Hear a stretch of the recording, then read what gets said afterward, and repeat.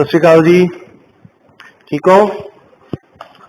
अज आप शुरू करना है मॉडर्न इंडिया।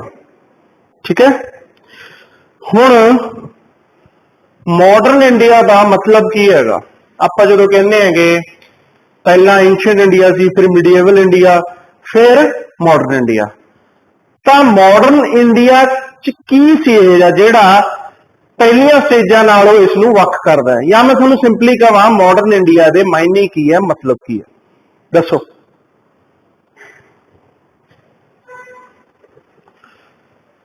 हाँ बिल्कुल ठीक है। देखो मॉडर्न इंडिया च हुण जिहड़ी एक मेन टर्म हैगी है ओबवियसली मॉडर्न। हुण इंडिया तो पहला भी सीगा, पर हुण की हो रहा मॉडर्न इंडिया। तो मॉडर्न वर्ड को समझना जरूरी है, किहड़ी चीज सी जिन्हें इंडिया को मॉडर्न बनाया।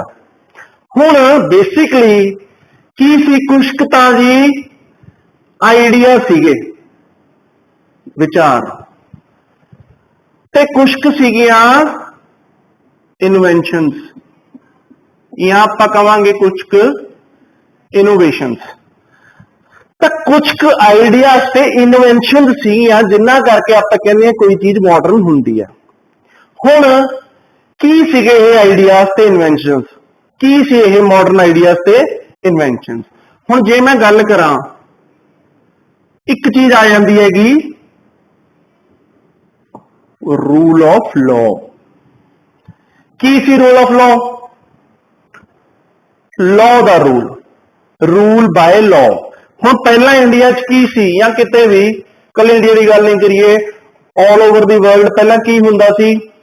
ओबवियसली कोई राजा हुंदा सी, ओदा रूल हुंदा सी, ते राजा जो चाहुंदा सी, राजा जो कहंदा सी ओही लॉ हुंदा सी। अल्टीमेटली राजे दी ही मर्जी चलनी है, तो पूरा ओदा रूल हुंदा सी। पर हुण की हो रहा सी, हुण की कंसैप्ट आया रूल ऑफ लॉ। ये की कहंदा है? लॉ दे अकॉर्डिंग काम होने चाहिए। हुण कहण नूं तां लॉ बुक्स, धर्म शास्त्र पहला भी हुंदे सीगे, पर उन्हां दी आपां जे कहिए भी सिर्फ उन्हां दे अकॉर्डिंग ही काम हुंदा सी, नहीं एवें नहीं सी। अल्टीमेटली राजे दी मर्जी ही चलदी सी। पर हुण की आ गया, लॉ होगा एक, उहदे अकॉर्डिंग ही रूल करना है, किसी ने भी करना है। हुण यह कंसैप्ट है जिहड़ा आ रहा सी, हौली हौली यह डिमांड हो रही सी भी जिहड़े राजे भी ने इनफैक्ट वो एक लॉ के अकॉर्डिंग ही काम करना। हुण यह चीज ओबवियसली एक दिन च नहीं हुई, हौली हौली हुई। अज के टाइम च जिवें कि इंडिया च या most of the countries in the world आप कह सकते हैं रूल ऑफ लॉ चलता है। जिवें कि तुहानूं पता है हुण इंडिया च की है जी, कॉन्स्टिट्यूशन है। तो कॉन्स्टिट्यूशन ओबवियसली एक तरह का लॉ है। इंडिया च कॉन्स्टिट्यूशन का रूल है, सारिਆਂ ने कॉन्स्टिट्यूशन के दायरे दे विच उहदे अकॉर्डिंग ही काम करना है। ईवन प्राइम मिनिस्टर है, लोग चुन के भेजते हैं, वो भी आपकी मर्जी नाल कुछ भी चाहे नहीं कर सकता, उन्होंने भी कॉन्स्टिट्यूशन के अकॉर्डिंग ही काम करना पैना है। तो यह मतलब है रूल ऑफ लॉ। ओबवियसली बहुत शॉर्ट जे तरीके समझे आप, बहुत ब्रॉड कंसैप्ट है इत्थे, पर इन्नी की गल करनी है आप। सिमिलरली होर की आइडिया आया सीगा? एक आइडिया आया सी जी हुण सैकुलरिज्म का। यह आइडिया हुण हौली हौली आना शुरू हो गया सीगा, इहदी गल होण लग गई सी। अज इहदी गल तकरीबन सारे मानते ही नहीं इहनूं भी हाँ ये होना चाहिए। घट्टो घट्ट थ्योरी तो मानते ही नहीं, प्रैक्टिकली चाहे ना भी मनन। की कहंदे सी सैकुलरिज्म? भी सारे धर्म ने जी बराबर ने। आपां नूं पता पहला इंडिया की गल एग्जाम्पल लेके आप चलना। हुण इंडिया दे विच पहला यह चीज नहीं सी, जिवें कि राजा सी जिहड़ा वो जिहड़े धर्म नूं फॉलो करदा सीगा उस धर्म नूं सुपीरियर रख के चलदा सी बाकी धर्मां दे मुकाबले। जिवें कि इंडिया जे हुण गल करिए मुगल सीगे या इस तों पहला जिन्ने इस्लामिक रूलर सीगे, वो इस्लाम नूं तवज्जो दिंदे सी, प्रेफरेंस दिंदे सीगे, ते बाकी रिलीजन है जिहड़े उन्हां नूं एक तरीके नाल थोड़ा जिहा सबजुगेट करके रखिया जांदा सी। तां धर्मां दी बराबरी नहीं सीगी। ईवन इस तों पहला भी जे आप गल करिए अशोका सीगा, हुण अशोका की सी? बुद्धिस्ट सीगा। उन्हें की कीता? ये नहीं मैं कहूंगा भी हाँ उन्हें बाकी धर्मां नाल कोई धक्का कीता, पर उन्हें बुद्धिज्म नूं प्रमोट जरूर कीता, एटलीस्ट इन्ना आप श्योरली कह सकते हैं। पर हुण की गल हो रही सी भी सारे धर्म बराबर होने चाहिए हैगे, इक्वैलिटी ऑफ ऑल रिलीजन्स। भी धर्म के आधार पर किसी के नाल कोई भेदभाव नहीं होना चाहिए। दूजी गल, no role of religion in state affairs. State affairs यानी कि जेड़ा भी किसी का रूल है, किसी राजे का या कोई भी, जिवें अज के टाइम इंडिया च हुण रूल हैगा, स्टेट काम कर रहा है, ਉਹਦੇ ਵਿੱਚ रिलीजन का रोल है ਜਿਹੜਾ नहीं होना चाहिए। तो यह सैकुलरिज्म दो गल्लां ब्रॉडली कर रहा है, सारे धर्म बराबर होने ते रिलीजन का स्टेट के विच रोल नहीं होना चाहिए। पहला यह कुछ भी नहीं सीगा, हुण इहदी गल है जी होण लग गई सीगी। सिमिलरली एक कंसैप्ट आया जी ह्यूमैनिज्म का, इहदे नाल रिलेटेड एक कंसैप्ट आया इक्वैलिटी का। ह्यूमैनिज्म की कहता है, हुण ह्यूमैनिज्म कहता है because you are human you deserve a certain level of dignified life, you deserve a certain set of rights. क्योंकि तुसी एक ह्यूमन हो तो थोनू जी कुछ सर्टेन राइट्स, कुछ हक जरूरी ने, बस इसे गल करके, क्योंकि तुसी ह्यूमन की फॉर्म के जन्म लिया। पहला यह गल नहीं सीगी, इंडिया की ही गल कर ली। इंडिया च पहला की सी, थोड़ी जिहड़ी कास्ट है या थोड़ी जिहड़ी बैकग्राउंड है वो डिसाइड करती सी थोनू किन्ने हक या राइट्स मिलने। इंडिया च आपां नूं पता है हुण वर्ना सिस्टम सीगा, ते अगेन वो वर्ण भी अगे कई कास्ट दे विच वंडे हुए सी, तो वर्ण के अकॉर्डिंग ही थोनू कोई राइट्स मिलते सी। जे कोई ब्राह्मण है उन्होंने बहुत ज्यादा राइट्स मिले हुए सी, दूजे पासे जे कोई बिल्कुल थल्ले है शूदर है उन्होंने बहुत घट राइट्स मिलते सी। अच्छा, दूजे पासे सपोज किसी ब्राह्मण ने कोई जुर्म करता, ठीक है, कोई लॉ तोड़ता, उन्होंने उस जुर्म के लिए बहुत घट सजा मिलू, पर किसी शूदर ने उही सेम जुर्म किया, ਉਹਦੇ ਲਈ पनिशमेंट है जी काफी ज्यादा होंदी सीगी। तां की नहीं सी इंडिया च इक्वैलिटी नहीं सीगी। तां इंटररिलेटेड कंसैप्ट ने की है बेसिकली, पहली गल सारे ही बराबर होण इररिस्पेक्टिव ऑफ देयर बैकग्राउंड, चाहे कोई भी कास्ट है, रिलीजन है, जिहे जी मर्जी सोशो इकोनॉमिक बैकग्राउंड है, सारे इक्वली ट्रीट किए जाने चाहिए। क्यों? क्योंकि जी सारे ह्यूमनस ने, सारिਆਂ ਨੂੰ बराबरी के हक मिलने चाहिए ਤੇ कुछ सर्टेन बेसिक हक पक्का मिलने चाहिए, ताकि ਤੁਸੀਂ एज अ ह्यूमन बीइंग अपनी लाइफ है जी पूरी वधिया तरीके नाल जी सको। ठीक है, यह गल्लां बेसिकली कीतियां गईयां सी। हुण जे मैं कहां, देखो अज के टाइम से इक्वैलिटी तो अपने आई नहीं गी, हजे भी बहुत सारी इनइक्वैलिटीज इंडिया च हैगियां ने, हजे भी कास्ट दी इनइक्वैलिटीज हैगियां, नवे तरह दी इनइक्वैलिटीज आ रही ने, इकनॉमिक इनइक्वैलिटीज नवीं जिहड़ियां इमर्ज हो रही ने, पर स्टिल सारे ये जरूर कहते हैं भी हाँ ये चीज़ है जी इक्वैलिटी होनी चाहिए है। हुण थोड़े दिन पहला आपां देखिया हैगा नवा प्रेजिडेंट इंडिया का इलैक्ट होया, ठीक है, फर्स्ट ट्राइबल प्रेजिडेंट। हुण क्यों इन्नी वड्डी गल है? क्योंकि अपने जी इनइक्वैलिटी है, ट्राइबल्स नाल बड़े तरह की डिस्क्रिमिनेशन हजे भी हुंदियां ने, हालांकि आप चाहते हैं यह सब ना होवे, पर असल च इहो कुछ हुंदा है। तां ही करके इन्नी वड्डी गल सीगी भी पहली है जी ट्राइबल प्रेजिडेंट इंडिया च इस टाइम होया हैगा। तो ओबवियसली अच्छा ये आप कह सकते इंडिया की इक्वैलिटी आ गई, बट स्टिल एक तरीके का बैरीयर ब्रेक होया ते आपदे आप से काफी सिग्निफिकेंट चीज हैगी। एवं आप पंजाब की गल कर लीए, पंजाब च भी अपने इक्वैलिटी हजे नहीं गी, ठीक है, हालांकि बाकी इंडिया के मुकाबले अपने कास्ट बेस्ड डिस्क्रिमिनेशन घट है, बट स्टिल ये हैगी।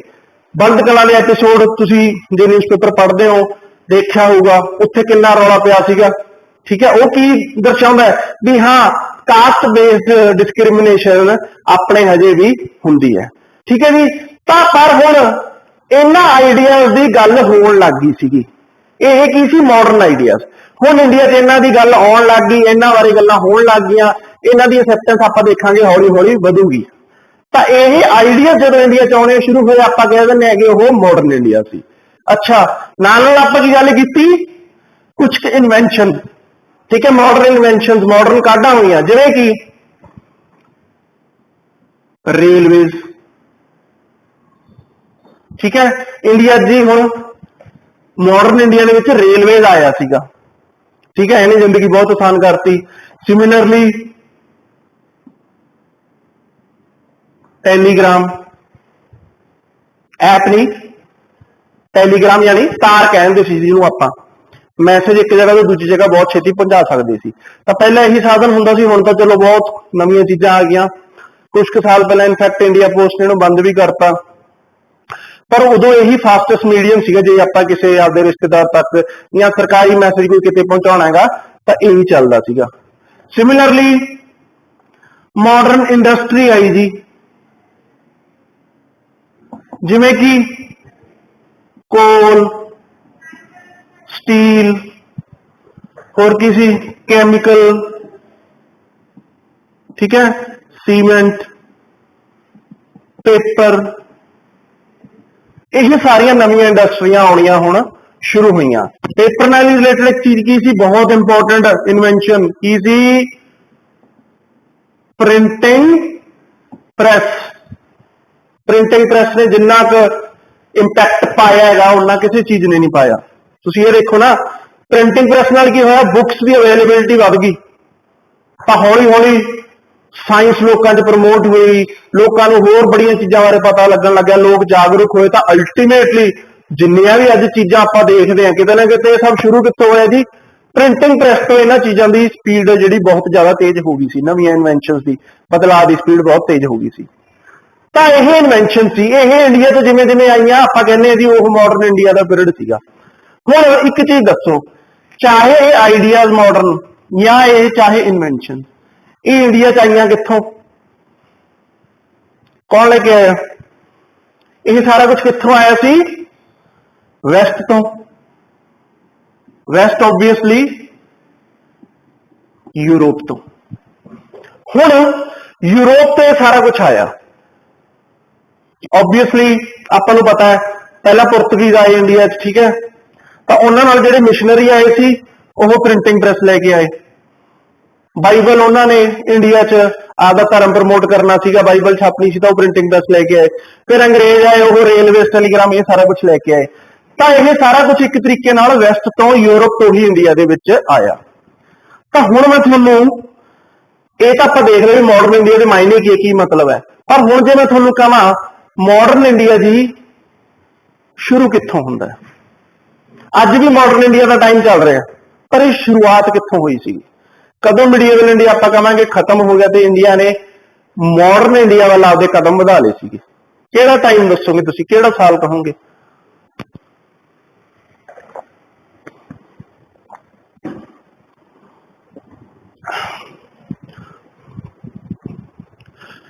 हाँ, 1857 च की होया सीगा?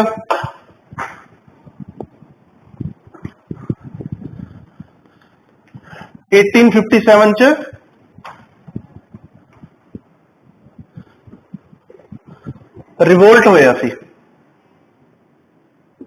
ठीक है। रिवोल्ट नाल की होया? देखो रिवोल्ट नाल ऑब्वियसली की होया सी, ये पक्का हो गया सी भी अंग्रेज इंडिया च रह रहे ने।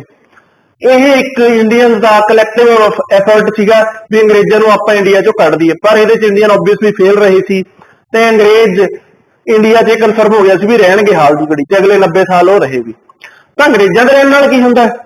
ऑब्वियसली आह सारे आइडियाज इन्वेंशनस उन्हां करके ही इंडिया च आए।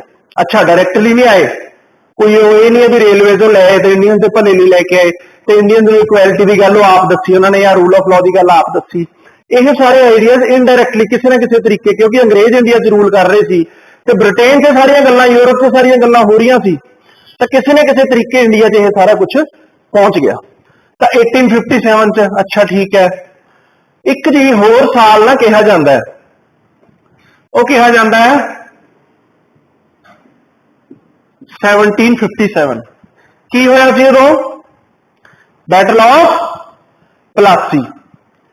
हुण बैटल ऑफ प्लासी ना की होया सी? अंग्रेज एक तरीके तुसीं कह सकते हो बंगाल के मास्टर बन गए सी, ते बंगाल जदों उन्हां दे पूरे कंट्रोल च आ गया, बंगाल के जिहड़े रिसोर्स है, बंगाल तो जिहड़ी कमाई है, वो बहुत जरूरी सी उन्हां लई, ताकि वो सारे इंडिया ते रूल कर सकन। उत्थों की जिन्नी भी आमदन हुई वो सारी ने उन्होंने बहुत हेल्प किया बाकी सारे इंडिया ते कब्जा करने लई। दूजी चीज बैटल ऑफ प्लासी नाल फ्रेंच बिल्कुल इंडिया चो खत्म हो गए थे, उत्ते कन्फर्म हो गया सी भी इंडिया जी हुण फ्रेंच नहीं रहणगे, अंग्रेज ही रहणगे, ब्रिटेन वाले ही रहणगे। ठीक है। तो कोई कोई ये भी कह दिंदा भी 1757 तो जी मॉडर्न इंडिया आप कह सकते हैं शुरू होया।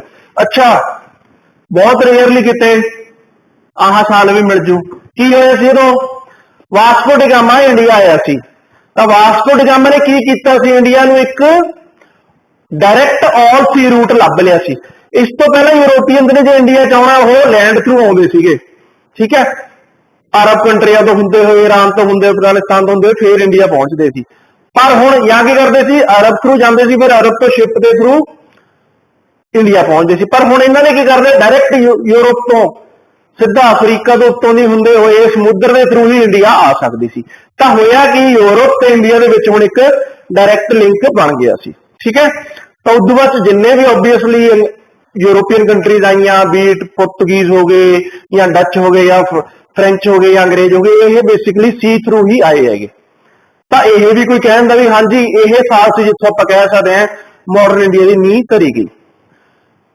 पर आपां जी देखो हुण इस सवाल का कोई एक फिक्स आंसर नहीं गा कि मॉडर्न इंडिया कदों शुरू होंदा है। कोई स्कॉलर था जी कोई साल मानता, कोई अलग साल मानता। तो आप तीन इत्थे डिस्कस किए है ना, थोनों ये काफी मिल जूगा साल, इनू भी काफी मनने वाले, इनू घट मनने वाले है, इस साल नूं भी काफी लोग मानते भी हाँ इत्थों आप कह सकते हैं मॉडर्न इंडिया शुरू होंदा है। ते आपां भी जिहड़ी अपनी स्टडी करनी है मॉडर्न इंडिया की इत्थों ही शुरू करांगे। 1707 की होया सी 1707 च इह जा 1707 च की हुई सी, औरंगजेब की डेथ, औरंगजेब की डेथ हुई सी। तो औरंगजेब की डेथ नाल की हुंदा जी, देखो औरंगजेब की सी, हुण आपां नूं पता मुगल सीगा। तो एक तरीके का तुसीं कह सकते हो मुगल अंपायर सी जिहड़ा इंडिया च एक ऑल इंडिया अंपायर सीगा। साउथ का ही कुछ रीजन छड़ दो जे बाकी, तो बाकी सारा तकरीबन जिन्ना इंडिया सी ईवन इंक्लूडिंग अज दा पाकिस्तान ते अफगानिस्तान का कुछ पार्ट, ये सारा मुगलों के अंडर सी। पर औरंगजेब की डेथ तो बाद की होया जी, मुगल अंपायर है जिहड़ा आपदे डिकलाइन वल आपदे पतन वल वधना शुरू हो गया।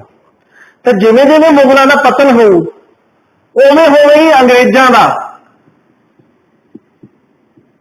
यानी कि ईस्ट इंडिया कंपनी का। हुण इहदे बारे थोड़ा दस देना, तुहानूं पता होगा इसका। अंग्रेज ये नहीं है भी आप अंग्रेजों की फौज आई सी इंडिया च, इंडिया च एक इंग्लिश कंपनी आई सी ईस्ट इंडिया कंपनी, जिहड़ी सिर्फ ट्रेडिंग व्यापार करन आई सी। ते इसे कंपनी ने ही बेसिकली इंडिया के उत्ते आपका रूल एस्टैबलिश किया सी। बाद च गल आड अंग्रेज सरकार ये सारा आपके हथ च ले लू, पर इनिशियली सारा काम इन्होंने ने किया सी। तां ये आई तो एक ट्रेडिंग कंपनी बन के सीगी, पर हौली हौली ये एक पोलीटिकल पावर वांगू काम करन लग गई सी। तो जिवें जिवें आपां देखांगे मुगल थल्ले नूं आउंदे आ, डिकलाइन वल वधदे आ, उवें उवें ईस्ट इंडिया कंपनी उपर नूं वधदी है, स्ट्रांग हुंदी जांदी है। ते अल्टीमेटली होऊगा कि मुगल पावर इंडिया से बिल्कुल खत्म हो जू, तो ईस्ट इंडिया कंपनी का पूरे इंडिया से कब्जा हो जाऊगा। तो एवं कहते हैं जे किते मुगल स्ट्रांग रहिंदे तो हो सकता है ईस्ट इंडिया कंपनी का कदे इंडिया ते रूल हुंदा ही ना।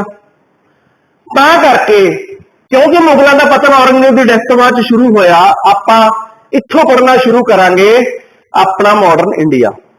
क्योंकि हुण इसे इवेंट करके ही बेसिकली ईस्ट इंडिया कंपनी इत्थों स्ट्रांग होना शुरू होगी। तो अल्टीमेटली जिन्ने भी आइडिया से इन्वेंशन आप गल कर रहे हैं वो अंग्रेजा करके ही इंडिया च आए सी। ठीक है जी। तो अज आप 1707 तो बाद की हिस्टरी पढ़ांगे। अच्छा, 1707 तो बाद इंडिया च बड़ा कुछ साइमल्टेनियसली हो रहा होंदा है। ईस्ट इंडिया कंपनी इंडिया च हजे किते किते काबज हुई है। एक पासे किहदे नाल लड़ रहे होणगे, फ्रेंच नाल। फ्रेंच ते ईस्ट इंडिया कंपनी ब्रिटिश ये कोशिश कर रहे होंगे असीं एक दूजे नूं इंडिया चों भजा दईए, ताकि इंडिया च बस असीं ही रहीए, होर कोई यूरोपीयन कंट्री ट्रेड ना करे। अच्छा, एक पासे तो ये लड़ रहे होंगे, दूजे पासे ईस्ट इंडिया कंपनी ही इंडियन पावरां नाल यानी कि मुगलों नाल भी लड़ रही होगी। तीजे पासे आप देखांगे जिवें जिवें मुगल डिकलाइन हो रहे, इन्हां दा पतन हो रहा है, इंडियन पावरां ने जिहड़ियां जिवें कि मराठे हो गए, राजपूत हो गए, सिख हो गए, जाट हो गए, नवाब हो गए, हैदराबाद से वधे, ये सारियां इंडियन पावर है। ਇਹ ਕੀ ਕੋਸ਼ਿਸ਼ ਕਰ ਰਹੀਆਂ ਹੋਣਗੀਆਂ, ਜਿਵੇਂ ਜਿਵੇਂ ਮੁਗਲਾਂ ਦਾ ਪਤਨ ਹੋ ਇਹ ਵੀ ਆਪਦੀ ਪਾਵਰ ਵਧਾਉਣ ਦੀ ਕੋਸ਼ਿਸ਼ ਕਰ ਰਹੀਆਂ ਹੋਣਗੀਆਂ, ਆਪਦੇ ਅੰਦਰ ਜ਼ਿਆਦਾ ਤੋਂ ਜ਼ਿਆਦਾ ਏਰੀਆ ਲਿਆਉਣ ਦੀ ਕੋਸ਼ਿਸ਼ ਕਰ ਰਹੀਆਂ ਹੋਣਗੀਆਂ। ਤਾਂ ਇਹ ਸਾਰੇ ਵੀ ਮੁਗਲਾਂ ਨਾਲ ਵੀ ਲੜ ਰਹੇ ਹੋਣੇ ਆ, ਕਦੇ ਆਪਸ ਚ ਲੜ ਰਹੇ ਹੋਣੇ ਆ, ਕਦੇ ਈਸਟ ਇੰਡੀਆ ਕੰਪਨੀ ਨਾਲ ਲੜ ਰਹੇ ਹੋਣੇ ਹੈਗੇ, ਕਦੇ ਕੀ ਕਰਨਗੇ ਇਹਨਾਂ ਚ ਕੋਈ ਪਾਵਰ ਈਸਟ ਇੰਡੀਆ ਕੰਪਨੀ ਦੇ ਨਾਲ ਰਲ ਜੂਗੀ ਤੇ ਕਿਸੇ ਹੋਰ ਇੰਡੀਅਨ ਪਾਵਰ ਦੇ ਅਗੇਂਸਟ ਹੋ ਜੂਗੀ। ਤਾਂ ਇਹ ਬੜੀ ਕੰਪਲੈਕਸ ਜੀ ਹਿਸਟਰੀ ਹੈ ਜਿਹੜੀ 1707 ਤੋਂ ਬਾਅਦ ਦੀ ਹੈਗੀ। ਅੱਛਾ, ਇਹਨਾਂ ਚੋਂ ਮਰਾਠੇ ਕਿਹੋ ਜੀ ਪਾਵਰ ਸੀਗੀ ਜਿਹੜੇ ਇੱਕ ਟਾਈਮ ਕੰਟੈਂਡਰ ਬਣ ਗਏ ਸੀਗੇ ਸਾਰੇ ਇੰਡੀਆ ਦੇ। ਐਵੇਂ ਲੱਗ ਰਿਹਾ ਸੀ ਵੀ ਹੁਣ ਮੁਗਲ ਤਾਂ ਚਲੋ ਥੱਲੇ ਨੂੰ ਜਾ ਰਹੇ ਆ, ਮੁਗਲਾਂ ਤੋਂ ਬਾਅਦ ਐਵੇਂ ਲੱਗ ਰਿਹਾ ਸੀ ਵੀ ਮਰਾਠੇ ਨੇ ਨਾ ਜਿਹੜੇ ਇਹ ਸਾਰੇ ਇੰਡੀਆ ਤੇ ਹੁਣ ਰਾਜ ਕਰਨਗੇ, ਪਰ ਐਵੇਂ ਵੀ ਨਹੀਂ ਹੋਇਆਗਾ। ਕਿਉਂ ਨਹੀਂ ਹੋਇਆ ਉਹ ਵੀ ਦੇਖਾਂਗੇ ਆਪਾਂ, ਠੀਕ ਹੈ। ਪਾਣੀਪਤ ਚ ਬਹੁਤ ਬੁਰੀ ਤਰ੍ਹਾਂ ਹਾਰ ਜਾਂਦੇ ਨੇ। ਤਾਂ ਬਹੁਤ ਕੰਪਲੈਕਸ ਹਿਸਟਰੀ ਆ, ਆਪਾਂ ਇਹਨੂੰ ਸੈਗਮੈਂਟ ਬਣਾ ਕੇ ਪੜਾਂਗੇ। ਜਿਵੇਂ ਕਿ ਅੱਜ ਦੀ ਕਲਾਸ ਚ ਆਪਾਂ ਕੀ ਪੜਨਾ ਹੈਗਾ, 1707 ਤੋਂ ਬਾਅਦ ਚ ਬੇਸਿਕਲੀ ਮੁਗਲਾਂ ਨਾਲ ਕੀ ਹੋਇਆ ਆਪਾਂ ਇਹੀ ਪੜਨਾ ਵੀ ਮੁਗਲ ਕਿਵੇਂ ਪਤਨ ਵੱਲ ਵਧੇ ਆਪਣੇ। ਤਾਂ 1707 ਤੋਂ ਬਾਅਦ ਜਿੰਨੇ ਵੀ ਮੁਗਲ ਹੋਏ ਉਹਨਾਂ ਬਾਰੇ ਆਪਾਂ ਅੱਜ ਪੜਾਂਗੇ। ਅੱਛਾ, ਇਹਦੇ ਵਿੱਚ ਕਿਤੇ ਕਿਤੇ ਤੁਹਾਨੂੰ ਅੰਗਰੇਜ਼ਾਂ ਦੀ ਰੈਫਰੈਂਸ ਵੀ ਮਿਲੂਗੀ, ਕਿਤੇ ਕਿਤੇ ਮਰਾਠਿਆਂ ਦੀ ਰੈਫਰੈਂਸ ਵੀ ਮਿਲੂ, ਰਾਜਪੂਤ, ਸਿੱਖ, ਜਾਟ ਇਹਨਾਂ ਦੇ ਨਾਮ ਵੀ ਵਿੱਚ ਆਉਣਗੇ। ਪਰ 1707 ਤੋਂ 1857 ਤੱਕ ਦਾ ਆਪਾਂ ਟਾਈਮ ਪੀਰੀਅਡ ਪੜਾਂਗੇ। ਪਰ ਇਹ ਧਿਆਨ ਰੱਖਿਓ ਇਸ ਟਾਈਮ ਜਿਹੜਾ ਆਪਾਂ ਅੱਜ ਪੜ ਲਿਆ ਇਹ ਟਾਈਮ ਆਪਾਂ 2-3 ਲੈਕਚਰਾਂ ਦੇ ਵਿੱਚ ਵਾਰੀ-ਵਾਰੀ ਦੁਬਾਰਾ ਫਿਰ ਰਿਪੀਟ ਕਰਾਂਗੇ। ਕਿਉਂ? ਅੱਜ ਤਾਂ ਆਪਾਂ ਮੁਗਲਾਂ ਬਾਰੇ ਪੜਿਆ, ਫਿਰ ਆਪਾਂ ਇਹੀ ਟਾਈਮ ਦੇ ਵਿੱਚ ਕਿਸੇ ਹੋਰ ਕਲਾਸ 'ਚ ਦੇਖਾਂਗੇ ਵੀ ਮਰਾਠੇ ਕੀ ਕਰ ਰਹੇ ਸੀਗੇ, ਉਹਨਾਂ ਨੇ ਕੀ ਕੀਤਾ। ਸਿਮਿਲਰਲੀ ਇਸੇ ਟਾਈਮ ਦੌਰਾਨ ਆਪਾਂ ਫਿਰ ਕਿਸੇ ਕਲਾਸ 'ਚ ਦੇਖਾਂਗੇ ਈਸਟ ਇੰਡੀਆ ਕੰਪਨੀ ਕੀ ਕਰ ਰਹੀ ਸੀ, ਕਿਵੇਂ ਇਹ ਟ੍ਰੇਡਿੰਗ ਕੰਪਨੀ ਤੋਂ ਹੌਲੀ-ਹੌਲੀ ਸਾਰੇ ਇੰਡੀਆ ਤੇ ਰੂਲ ਕਰਨ ਲੱਗੀ। ਤਾਂ ਇਹ ਟਾਈਮ ਹੈ ਜਿਹੜਾ ਅਗਲੇ ਲੈਕਚਰਾਂ ਦੇ ਵਿੱਚ ਵਾਰੀ-ਵਾਰੀ ਰਿਪੀਟ ਹੋਊਗਾ। ਤਾਂ ਅੱਜ ਜੋ ਵੀ ਪੜਾਂਗੇ ਉਹ ਸਭ ਯਾਦ ਰੱਖਣਾ ਹੈ, ਕਿਉਂਕਿ ਇਹ ਸਭ ਬਾਰੇ ਰੈਫਰੈਂਸ ਅਗਲੇ ਲੈਕਚਰਾਂ ਦੇ ਵਿੱਚ ਆਪਾਂ ਨੂੰ ਦੁਬਾਰਾ ਮਿਲੂਗਾ। ਤਾਂ ਸਾਰੀਆਂ ਸਟੋਰੀਆਂ ਜਿਹੜੀਆਂ ਆਪਾਂ ਪੜਾਂਗੇ ਉਹਨਾਂ ਨੂੰ ਆਪਸ 'ਚ ਲਿੰਕ ਕਰਨ ਦੀ ਕੋਸ਼ਿਸ਼ ਕਰਨੀ ਹੈ, ਠੀਕ ਹੈ ਜੀ। ਤਾਂ ਕਨਫਿਊਜ਼ ਵੀ ਨਹੀਂ ਹੋਣਾਗਾ। ਅੱਜ ਜਿਵੇਂ ਕਿਤੇ ਜੇ ਮਰਾਠਿਆਂ ਦੀ ਗੱਲ ਹੋਊਗੀ ਵੀ ਇਹ ਕੀ ਹੋ ਰਿਹਾ ਹੈਗਾ, ਥੋੜਾ ਬਹੁਤ ਮੈਂ ਦੱਸੂ, ਪਰ ਅਗਲੇ ਲੈਕਚਰਾਂ ਦੇ ਵਿੱਚ ਆਪਾਂ ਮਰੇਠਾਂ ਬਾਰੇ ਡਿਟੇਲ 'ਚ ਵੀ ਪੜਾਂਗੇ। ਸਿਮਿਲਰਲੀ ਈਸਟ ਇੰਡੀਆ ਕੰਪਨੀ ਬਾਰੇ ਵੀ ਡਿਟੇਲ 'ਚ ਇੱਕ ਲੈਕਚਰ ਹੈ ਜਿਹੜਾ ਹੋਊਗਾ, ਠੀਕ ਹੈ। ਤਾਂ ਸਾਰੀਆਂ ਸਟੋਰੀਆਂ ਨੂੰ ਐਂਡ 'ਚ ਸਾਰਿਆਂ ਨੂੰ ਤੁਹਾਨੂੰ ਸਮਝ ਬਣਾ ਕੇ ਤੁਸੀਂ ਲਿੰਕ ਕਰ ਸਕਦੇ ਹੋ। ਜੇ ਲਿੰਕ ਕਰ ਪਾ ਰਹੇ ਹੋ ਤਾਂ ਵਧੀਆ ਗੱਲ ਹੈ, ਠੀਕ ਹੈ, ਯਾਨੀ ਕਿ ਤੁਸੀਂ ਸਮਝ ਗਏ। ਜੇ ਲਿੰਕ ਨਹੀਂ ਕਰ ਪਾ ਰਹੇ ਤਾਂ ਆਬਵੀਅਸਲੀ ਕੁਝ ਗੜਬੜ ਹੈ, ਠੀਕ ਹੈ। ਤਾਂ ਸਾਰਾ ਸਮਝ ਕੇ ਆਪਾਂ ਕਰਾਂਗੇ, ਠੀਕ ਹੈ ਜੀ। ਤਾਂ ਅੱਜ ਆਪਾਂ ਕੀ ਪੜ੍ਹਨਾ ਹੈ, ਮੁਗਲਾਂ ਬਾਰੇ। 1707 ਤੋਂ ਬਾਅਦ ਚ ਔਰੰਗਜ਼ੇਬ ਦੀ ਡੈਥ ਤੋਂ ਬਾਅਦ ਚ ਜਿਹੜੇ ਵੀ ਮੁਗਲ ਹੋਏ ਉਹਨਾਂ ਬਾਰੇ ਅੱਜ ਆਪਾਂ ਪੜਾਂਗੇ।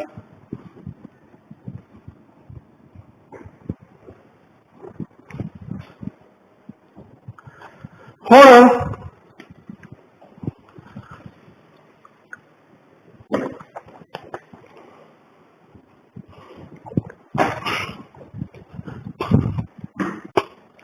ਔਰੰਗਜ਼ੇਬ ਤੱਕ ਤਾਂ ਨਹੀਂ, ਜਿੰਨੇ ਵੀ ਮੁਗਲ ਹੋਏ ਸੀ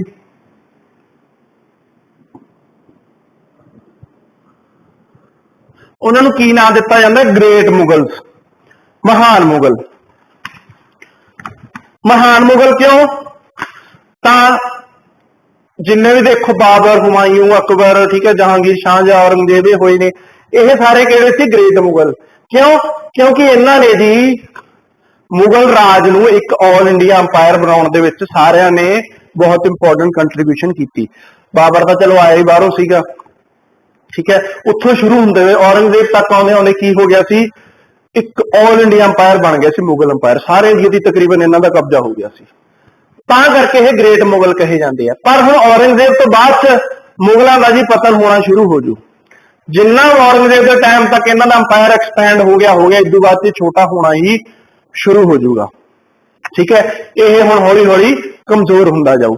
ਤਾਂ ਹੀ ਕਰਕੇ ਅਗਲਿਆਂ ਨੂੰ ਹੁਣ ਅਗਲੇ ਮੁਗਲਾਂ ਨੂੰ ਤੁਸੀਂ ਗ੍ਰੇਟ ਮੁਗਲ ਨਹੀਂ ਕਹੋਗੇ। ਅਗਲੇ ਜਿੰਨੇ ਵੀ ਮੁਗਲ ਹੈ ਉਹਨਾਂ ਨੂੰ ਆਪਾਂ ਕੀ ਨਾਂ ਦਿੰਦੇ ਆ, ਸਿੰਪਲ ਜਿਹਾ ਨਾਂ ਰੱਖਤਾ ਲੇਟਰ ਮੁਗਲਸ, ਬਾਅਦ ਵਾਲੇ ਜਿਹੜੇ ਮੁਗਲ ਹੋਏ ਆ, ਠੀਕ ਹੈ। ਤਾਂ ਤੁਹਾਨੂੰ ਕੋਈ ਕਵੇ ਲਾਸਟ ਗ੍ਰੇਟ ਮੁਗਲ ਐਮਪਰਰ ਕਿਹੜਾ ਸੀ, ਉਹ ਸੀਗਾ ਜੀ ਔਰੰਗਜ਼ੇਬ, ਠੀਕ ਹੈ। ਤੇ ਪਹਿਲਾ ਲੇਟਰ ਮੁਗਲ ਕਿਹੜਾ ਸੀਗਾ, ਇਹ ਸੀਗਾ ਜੀ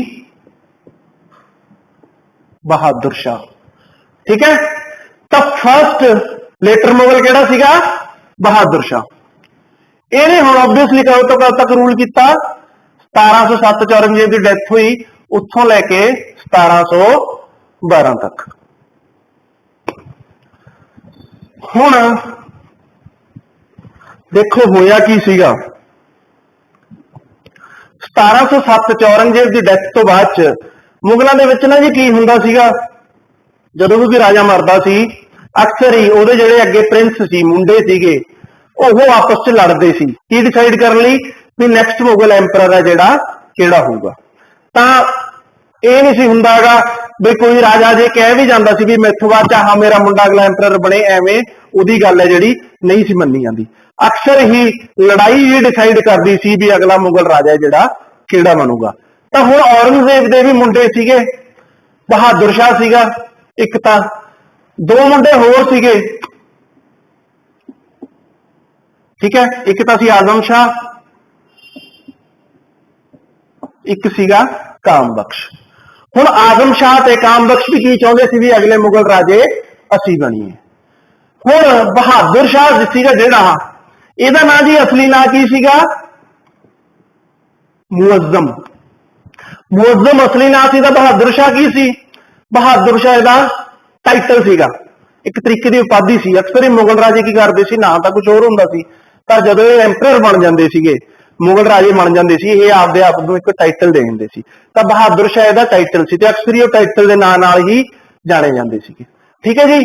तां बहादुर शाह की सीगा, इहदा नाम सी मुअज्जम। ते इह पहलां की सी जी, गवर्नर ऑफ काबुल। काबुल दा इह की सीगा, गवर्नर। हुण गवर्नर ऑफ काबुल क्यों सीगा इह? बेसिकली की करदे सीगे मुगल राजे, आपदे जिहड़े मुंडे है, जिहड़े प्रिंस हैगे, इन्हां नूं पहले किसी सूबिਆਂ ਦੇ गवर्नर या सूबेदार ला आंदे सी। तां गवर्नर का मतलब है सूबादार। काबुल इन्हां दा एक सूबा सीगा, प्रोविंस सीगा, ठीक है, उत्थों इन्हूं सूबादार लाया सी। ये तां कीता जांदा सी क्योंकि इन्हां नूं पता सी भी कल नूं चल के इन्हां चों ही किसी ने अगला राजा बनना है, तो उन्होंने एडमिनिस्ट्रेशन की समझ आ सके, उन्होंने कुछ एक्सपीरियंस गेन हो सके, इस करके इन्होंने गवर्नर है जिहड़ा ला दिता जांदा सी। हुण इह जदों प्रिंस सीगा, इह सीगा गवर्नर ऑफ काबुल। ਇਹ ना जी जदों डेथ हुई उदों बाद इन्हें आजम शाह नूं हराता। लड़ाई हुई ओबवियसली, इन्होंने कित्थे हराया? बैटल ऑफ जजाऊ 1707 दे विच हुई सी आगरा कोले, ठीक है। आजम शाह नूं हराता। आजम शाह की सी पहला, जदों प्रिंस सी, कित्थों दा गवर्नर सी? गुजरात दा। इहनूं इहने 1707 च हराता। हुण अक्सर ये हुंदा सी जदों प्रिंस लड़दे सी डेथ तो बाद, आपदे फादर की डेथ तो बाद च जिहड़े मंत्री हुंदे सी पुराने राजे दे, जिवें कि औरंगजेब दे मंत्री, कुछ तां जी इहनूं सपोर्ट कर देणगे, कुछ इहनूं कर देणगे, कुछ इहनूं, जिन्हां दी जिहदे नाल बनदी उहनूं सपोर्ट कर दिंदे सी। हुण आजम शाह दी सपोर्ट एक बंदा कर रहा सी,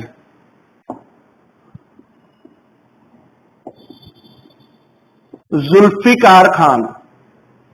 बस इन्ना याद रखो हजे इहदे बारे, क्योंकि इत्थे तां जिक्र किया क्योंकि इसका नाम अगे चल के आऊगा, ठीक है, ये बंदा काफी इंपोर्टेंट रोल प्ले करूगा।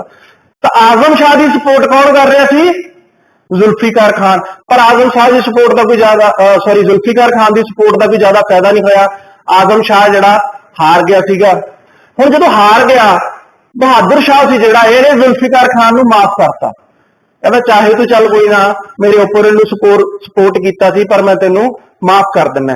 तो इनफैक्ट इहने की कीता जी, जुल्फिकार खान नूं आपदा मीर बख्शी बना लिया। मीर बख्शी ਇਹ ਹੁਣ ਇੱਕ ਇੰਪੋਰਟੈਂਟ ਪੋਸਟ ਹੁੰਦੀ ਸੀ ਮੁਗਲਾਂ ਦੇ ਵਿੱਚ। ਤਾਂ ਬੇਸਿਕਲੀ ਮੀਰ ਬਖਸ਼ੀ ਕੀ ਕਰਦਾ ਸੀ, ਜਿਹੜਾ ਮਿਲਟਰੀ ਡਿਪਾਰਟਮੈਂਟ ਹੈ, ਫੌਜ ਦਾ ਡਿਪਾਰਟਮੈਂਟ ਆ, ਉਹਦਾ ਇਹ ਹੈੱਡ ਹੁੰਦਾ ਸੀ। ਹੁਣ ਫੌਜ ਦਾ ਹੈੱਡ ਤਾਂ ਵੈਸੇ ਰਾਜਾ ਹੀ ਹੈ ਸਾਰਾ, ਪਰ ਰਾਜਾ ਆਬਵੀਅਸਲੀ ਸਾਰਾ ਕੰਮ ਆਪ ਨਹੀਂ ਕਰ ਸਕਦਾ। ਉਹਨੇ ਇੱਕ ਮੀਰ ਬਖਸ਼ੀ ਨਾਂ ਦੇ ਆਫੀਸਰ ਲਾਇਆ ਹੁੰਦਾ ਸੀ, ਜਿਹੜਾ ਫੌਜ ਦੀ ਸਾਂਭ ਸੰਭਾਲ ਕਰਦਾ ਸੀ, ਵੀ ਫੌਜ ਦੀਆਂ ਜਿਹੜੀਆਂ ਸਾਰੀਆਂ ਲੋੜਾਂ ਪੂਰੀਆਂ ਹੁੰਦੀਆਂ ਰਹਿਣ, ਫੌਜ ਨੂੰ ਸਮੇਂ ਸਿਰ ਤਨਖਾਹ ਮਿਲਦੀ ਰਹੇ, फौज है जी प्रॉपर तरीके ना काम करे। तो इन्हें देखो इन्हों हुण इंपोर्टेंट पोस्ट दी, ठीक है, जुल्फिकार खान। अच्छा, इन्हें आपदा वजीर किनू लाया? एक बंदा सी मुनीम खान, ठीक है। वजीर तुसीं कह सकते हो प्राइम मिनिस्टर, सब तो इंपोर्टेंट मंत्री जिहड़ा मेन मंत्री हुंदा सी वजीर। ਉਹ ਇਹਨੇ ਲਾਇਆ ਮੁਨੀਮ ਖਾਨ ਨੂੰ। ਠੀਕ ਹੈ ਜੀ। ਅੱਛਾ, ਕਾਮਬਖਸ਼ ਸੀਗਾ ਇੱਕ ਇਹਦਾ ਭਰਾ, ਇਹਨੂੰ ਵੀ ਇਹਨੇ ਹਰਾਤਾ ਸੀਗਾ हैदराबाद नेड़े। ਤਾਂ ਦੋਨੇ ਭਰਾਵਾਂ ਨੂੰ ਹਰਾ ਕੇ ਹੁਣ ਫਾਈਨਲੀ ਬਹਾਦਰ ਸ਼ਾਹ ਜਿਹੜਾ ਆਪ ਐਂਪਰਰ ਬਣ ਗਿਆ ਸੀਗਾ। ਹੁਣ ਆਪਾਂ ਦੇਖਦੇ ਆਂ ਨੇ ਕੰਮ ਕਿਹੜੇ ਕੀਤੇ ਇੰਪੋਰਟੈਂਟ। देखो ਹੁਣ ਬਹਾਦਰ ਸ਼ਾਹ ਜਦੋਂ ਰਾਜਾ ਬਣਿਆ ਨਾ, ਇਹਦੀ ਉਮਰ ਨਾ ਜੀ 65 ਸਾਲਾਂ ਦੀ ਸੀਗੀ, ਤਾਂ ਕਾਫੀ ਬਜ਼ੁਰਗ ਸੀਗਾ। ਹੁਣ ਬਜ਼ੁਰਗ ਸੀਗਾ, ਇਹਨੇ ਕੀ ਸੋਚਿਆ, ਜ਼ਿਆਦਾ ਜੋਸ਼ ਨਹੀਂ ਹੁੰਦਾ ਹੁਣ ਬਜ਼ੁਰਗਾਂ 'ਚ।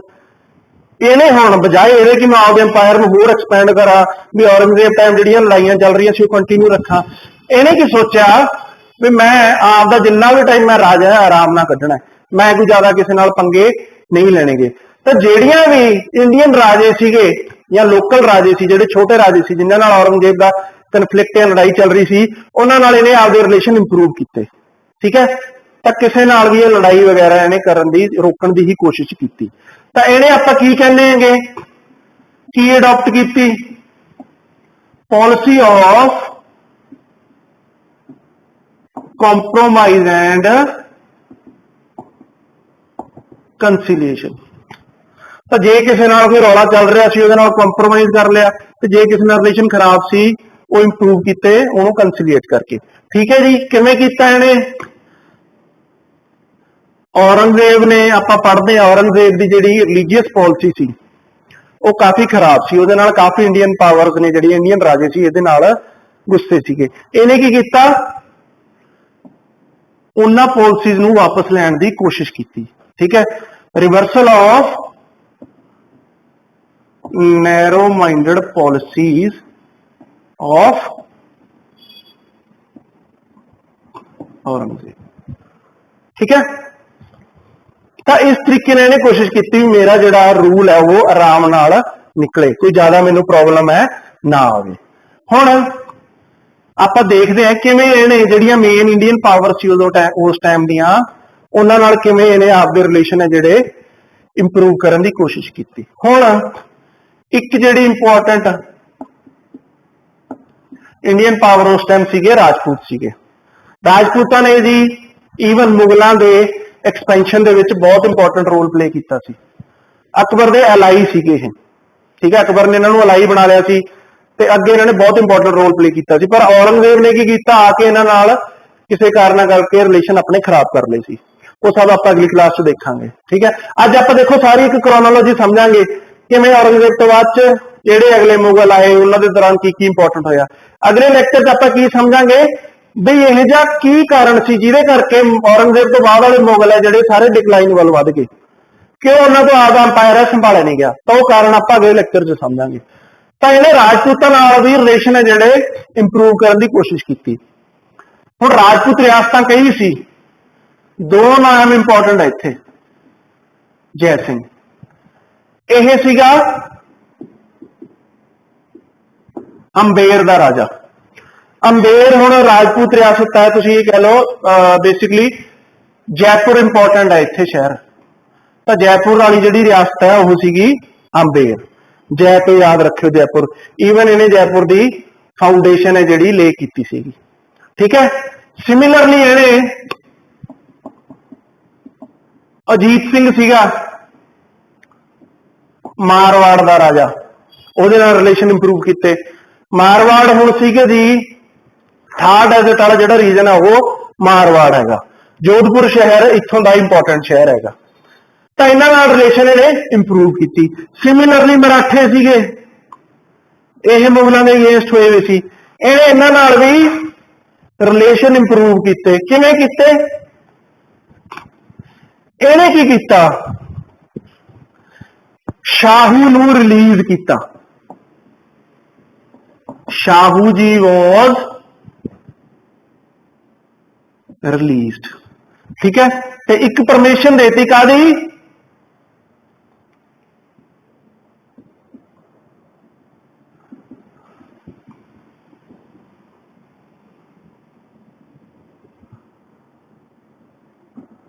ਸਰਦੇਸ਼ਮੁਖੀ ਆਫ ਡੈਕਨ ਵਾਜ਼ ਗ੍ਰਾਂਟਡ। ਹੁਣ ਕੀ ਚੀਜ਼ਾਂ ਨੇ ਇਹ ਸਰਦੇਸ਼ਮੁਖੀ ਕੀ ਹੈ, ਸ਼ਾਹੂ ਜੀ ਕੌਣ ਹੈ, ये आपां देखते हैं। हुण देखो आपां नूं पता है मराठा किंगडम की नींह किहने रखी सी? शिवाजी महाराज ने। ठीक है जी, ये पहले मराठा किंग सीगे। इन्हां दे जी हुण अगे दो मुंडे सी, एक तां सीगा सांभा जी ते एक सीगा राजा राम। ये दोनों सके भरा नहीं सी, हाफ ब्रदर सीगे। हुण शिवाजी तो बाद अगला जिहड़ा राजा सी वह किहड़ा सी? सांभा जी। सांभा जी सैकंड मराठा राजा सीगा। पर मुगलों ने की कीता जी? सांभा जी नूं कैप्चर कर लिया ते इहनूं मार दिता। तो ओबवियसली हुण इन्हां दी कित्थे आपस च बननी है? अच्छा, सांभा जी ने जब मारता अगे इन्हां ने की कीता? सांभा जी का मुंडा सी शाहू जी, इहनूं की कैप्चर करके इन्हां ने मुगलों ने जेल च रखिया हुआ सीगा। हुण इह तां जेल सी। सांभा जी तो बाद अगला राजा किहड़ा बनया फिर? राजा राम। तो थर्ड मराठा किंग किहड़ा बनया? राजा राम। तो फिर राजा राम की भी डेथ हो जाती है। राजा राम की वाइफ सीगी ताराबाई। राजा राम की जो डेथ होंगी है वह जी एक मुंडा होंगे शिवाजी 2। ये इस टाइम छोटा होंगे, इन्फेंट होंगे, तो यह आप तो रूल कर नहीं सकता। ये इतिहास से ताराबाई है जी रूल कर रही होंगी है। तो मराठियां नूं हुण कौन रूल कर रहा होंगे? ताराबाई। ये कहानी समझ लग गई। हुण देखो बहादुर शाह ने की कीता कि इहने की कीता? शाहू जी नूं रिलीज करता, जेल च सी, इहनूं छड्डता। हुण ये दो ऑब्जेक्टिव सी इहदे, एक तीर नाल दो निशाने लाउणा चाहुंदा सी ये। शाहू जी नूं रिलीज किया, हुण ओबवियसली मराठे जिहड़े खुश होणगे कि साडा बंदा रिलीज किया। तां इहने की उम्मीद कीती कि मराठे नाल मेरे रिलेशन हैगे जिहड़े इंप्रूव हो जाणगे।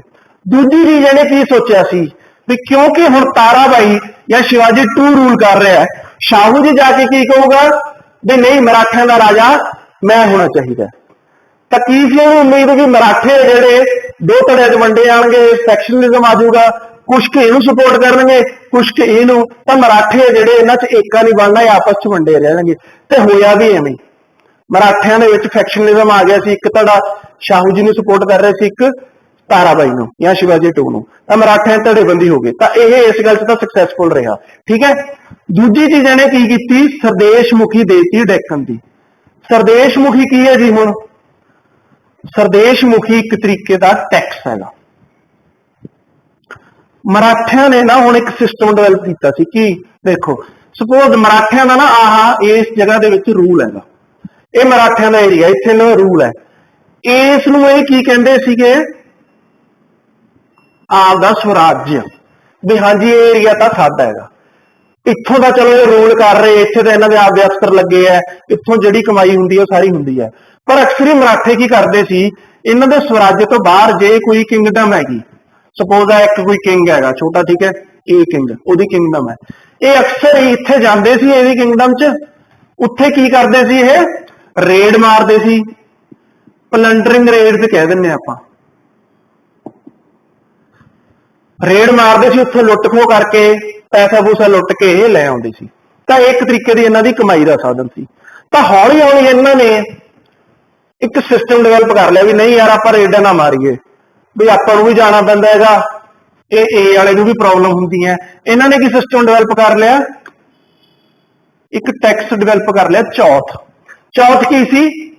चौथा हिस्सा 25% लगता सी। काहदा 25%?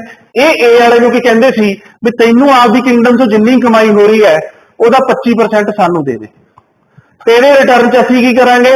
ਅਸੀਂ ਪਲੰਡਰਿੰਗ ਰੇਡਸ ਨਹੀਂ ਮਾਰਦੇ, ਅਸੀਂ ਤੇਰੀ ਕਿੰਗਡਮ ਦੇ ਵਿੱਚ ਆ ਕੇ ਕੋਈ ਰੇਡ ਨਹੀਂ ਮਾਰਦੇ, ਬਸ ਸਾਨੂੰ 25% ਟੈਕਸ ਹੈ ਜਿਹੜਾ ਦੇਈ ਚੱਲ।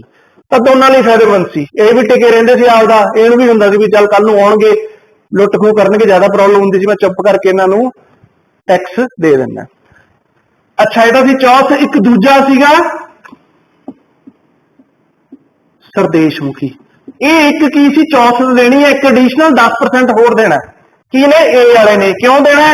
ਉਹ ਇਸ ਕਰਕੇ ਇਹ ਕਹਿੰਦੇ ਸੀ ਵੀ ਚੱਲ ਠੀਕ ਹੈ ਊਂ ਤਾਂ ਤੂੰ ਆਪਦਾ ਅਲੱਗ ਇੰਡੀਪੈਂਡੈਂਟ ਕਿੰਗਡਮ ਹੈ ਤੇਰੀ, ਪਰ ਬੌਸ ਤੇਰੇ ਅਸੀਂ ਹੀ ਹਾਂ, ਅਸੀਂ ਤੇਰੇ ਸਰਦੇਸ਼ਮੁਖ ਹਾਂ।